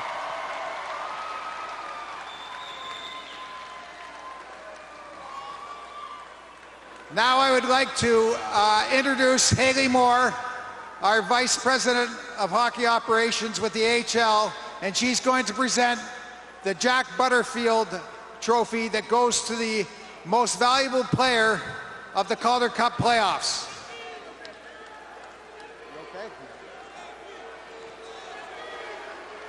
This year, the winner comes from Hershey. He played every game, and he was the backbone of this hockey team. He has great numbers. No surprise. The Jack Butterfield Award winner is Hunter Shepard. The elation is Hunter Shepard, who won every game for the Hershey Bears. Your Jack Butterfield winner, playoff MVP, as you hear the guys sing Black Betty, their version of it, Shep Daddy. Congratulations to Hunter Shepard on one heck of a playoffs. Now all that's left, Scott Housen, to hand off that Calder Cup to Dylan McElrath. And now for the Calder Cup to the Hershey Company. Congratulations to the Washington Capitals, Chris Patrick. Congratulations to Brian Helmer, who built this hockey team. His 4th Calder Cup, his 1st in management. And to Todd Nelson, the coach of this hockey team, his 4th Calder Cup, 2 as a head coach, 1 as an assistant coach, and 1 as a player. It's quite an achievement. But most of all, to you, the players. This was an incredible run. 97 points, 14-6 in the playoffs. You showed commitment, you showed sacrifice, and you showed teamwork. And you won today, and that means you walk together forever. Dylan McElrath, come and get this Calder Cup. What do you want me here? Let's go over here. In a moment, elation. Let me pick it up. From the chocolate and white. A photo that'll last a lifetime. A memory forever etched to this team's history. The Hershey Bears, 12-time Calder Cup champions. How sweet is that? Dylan McElrath lifts the trophy, surrounded by his teammates. From day one, a championship expectation was set, and today it is achieved. 2,500 miles back home, Bears fans staying up to nearly 2 a.m. to celebrate at Giant Center as Dylan McElrath takes a lap with the Calder Cup. We'll have more interviews with Todd Sadowski downstairs. And no doubt, next up in the pecking order, Aaron Ness. What a stalwart on the back end. What a veteran. Mike Vecchione, the hero. He roars with the Calder Cup. That celebration. The alternate captain. As excited as you're going to find, hands it to Sam Annis, who came so close last year and just missed out on a championship. The pecking order Sees it past to Henrik Borgstrom, who says no, give it to Lucas. Lucas Johansson, pints of 6 years with Hershey. Elation. Hugs all around from the Bears staff as Lucas says who's next. Riley Shutter, an anchor of that fourth line. Zach, we got Helms down here. Look, you've been through this moment. Take us through what these guys are going through. It's something special, especially when you have a close-knit team like we do. And, you know, I can't be more proud of these guys. They're unbelievable. They battled throughout the whole thing and right to the finals. And, man, I'm so proud of these guys, and I hope they enjoy it because it's well worth it. Did you stop believing? Of course not, right? Down 2-0. I'm sure you were nervous, but what were your thoughts? And tell us about the comeback through your eyes. Yeah, no, obviously we couldn't score here the first couple games, but I thought we were playing all right. And once we got back in front of the fans, I felt like we were getting our game back. And like I said, when these guys believe in each other, they like to be around each other. They love the coaches. You know, they have success, and that's why we're lifting the cup up tonight. I'm glad you mentioned the coach. Talk about Todd Nelson. You go through the interview process, and certain things stick out about people. What stuck out about Todd Nelson and his success? He's a winner. You know, that's the bottom line. He's a winner. He's did it as a player, as an assistant coach, and as a head coach. And he's just a guy who's really like him. He's just a personable guy. He gets great personality. He gets the best out of his players. When I got to play for him, he was one of my favorite coaches. So to get him to bring him to Hershey was a no-brainer for me, so I'm glad we did. How about it? Calder Cup winner as a player, Calder Cup winner as an exec. What can't you do? Oh, my God.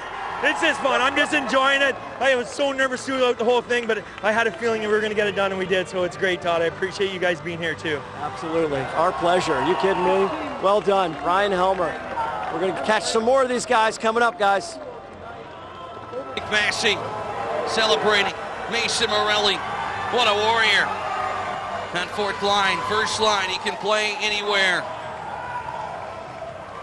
Each and every player. We saw Zach Fucale get the cup. Hunter Shepard get the cup during that. Fucale didn't play more than a few minutes in the playoffs. But man, was he a great teammate along the way, and a big part of the success is Henrik Borgstrom. Celebrates with his team.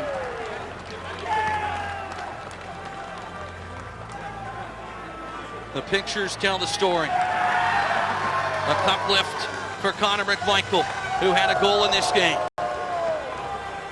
Zach, we got Logan Day here. All right, Logan. My circle. That's the Calder Cup you're lifting over there. What did it take to get that thing?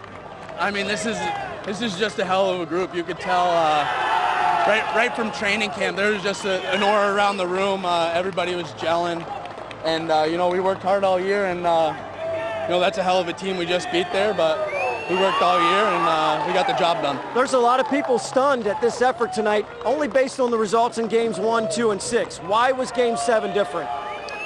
This is it's a hard building to play in. The team's really good here, and you know what? It's a 7-game series for a reason. We were able to wear them down, keep wearing them down, and by the end we came out victorious. You're etched in Hershey Bears history. How's that feel? You know what? With all the history in this franchise, it's really something special, and this is a group that's going to walk together forever. So we're gonna enjoy it for a couple days, probably more than a couple days, and try to reminisce on all the good. Awesome. Continue to celebrate. Fantastic. How much fun is this, watching these guys celebrate it? They earned it. You earn hockey championships. Todd Nelson's about to get a Gatorade bucket. Zach Fucale's waiting for it. As the cup continues to be passed, you see him there. He's just waiting to strike. Julian Napravnik hands off to Henrik Rubinski. Ribby, the champ, the rookie. Just about everybody's had it here. The Black Aces are on the ice and will get the cup. Michael Kim. Didn't play much for Hershey, but here along the way, Benton Mass as well. Hold on. Give me 1 sec. Todd's got someone else coming up down there. Is Clay Stevenson, the third goaltender. Going to be a big part of this team next year.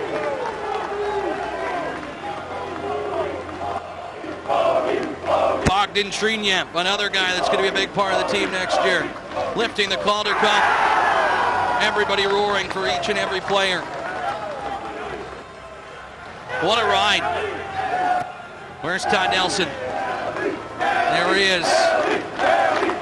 Fourth time he lifts the Calder Cup. And there comes the Gatorade bat. As the Bears surround their cup-winning coach. See if we can get Todd Sadowski with Nelly, and that might be a great way to finish off a night we'll never forget.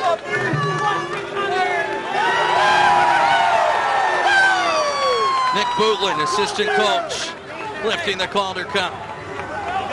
Patrick Weller, he's done it as a player, he's done it as a coach with his family here, they love it.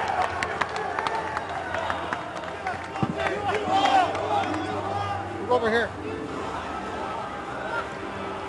Todd Nelson downstairs with Todd Sadowski.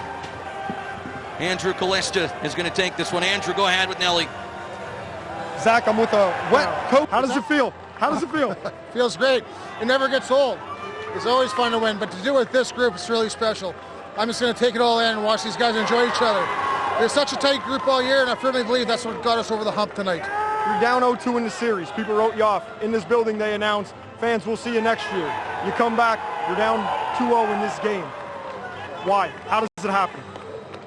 It's just because we have such a special group. Like, we didn't panic when we were down 2-0 tonight. And if you guys remember, Hunter Shepard had to make a save as part of the turning point of the game.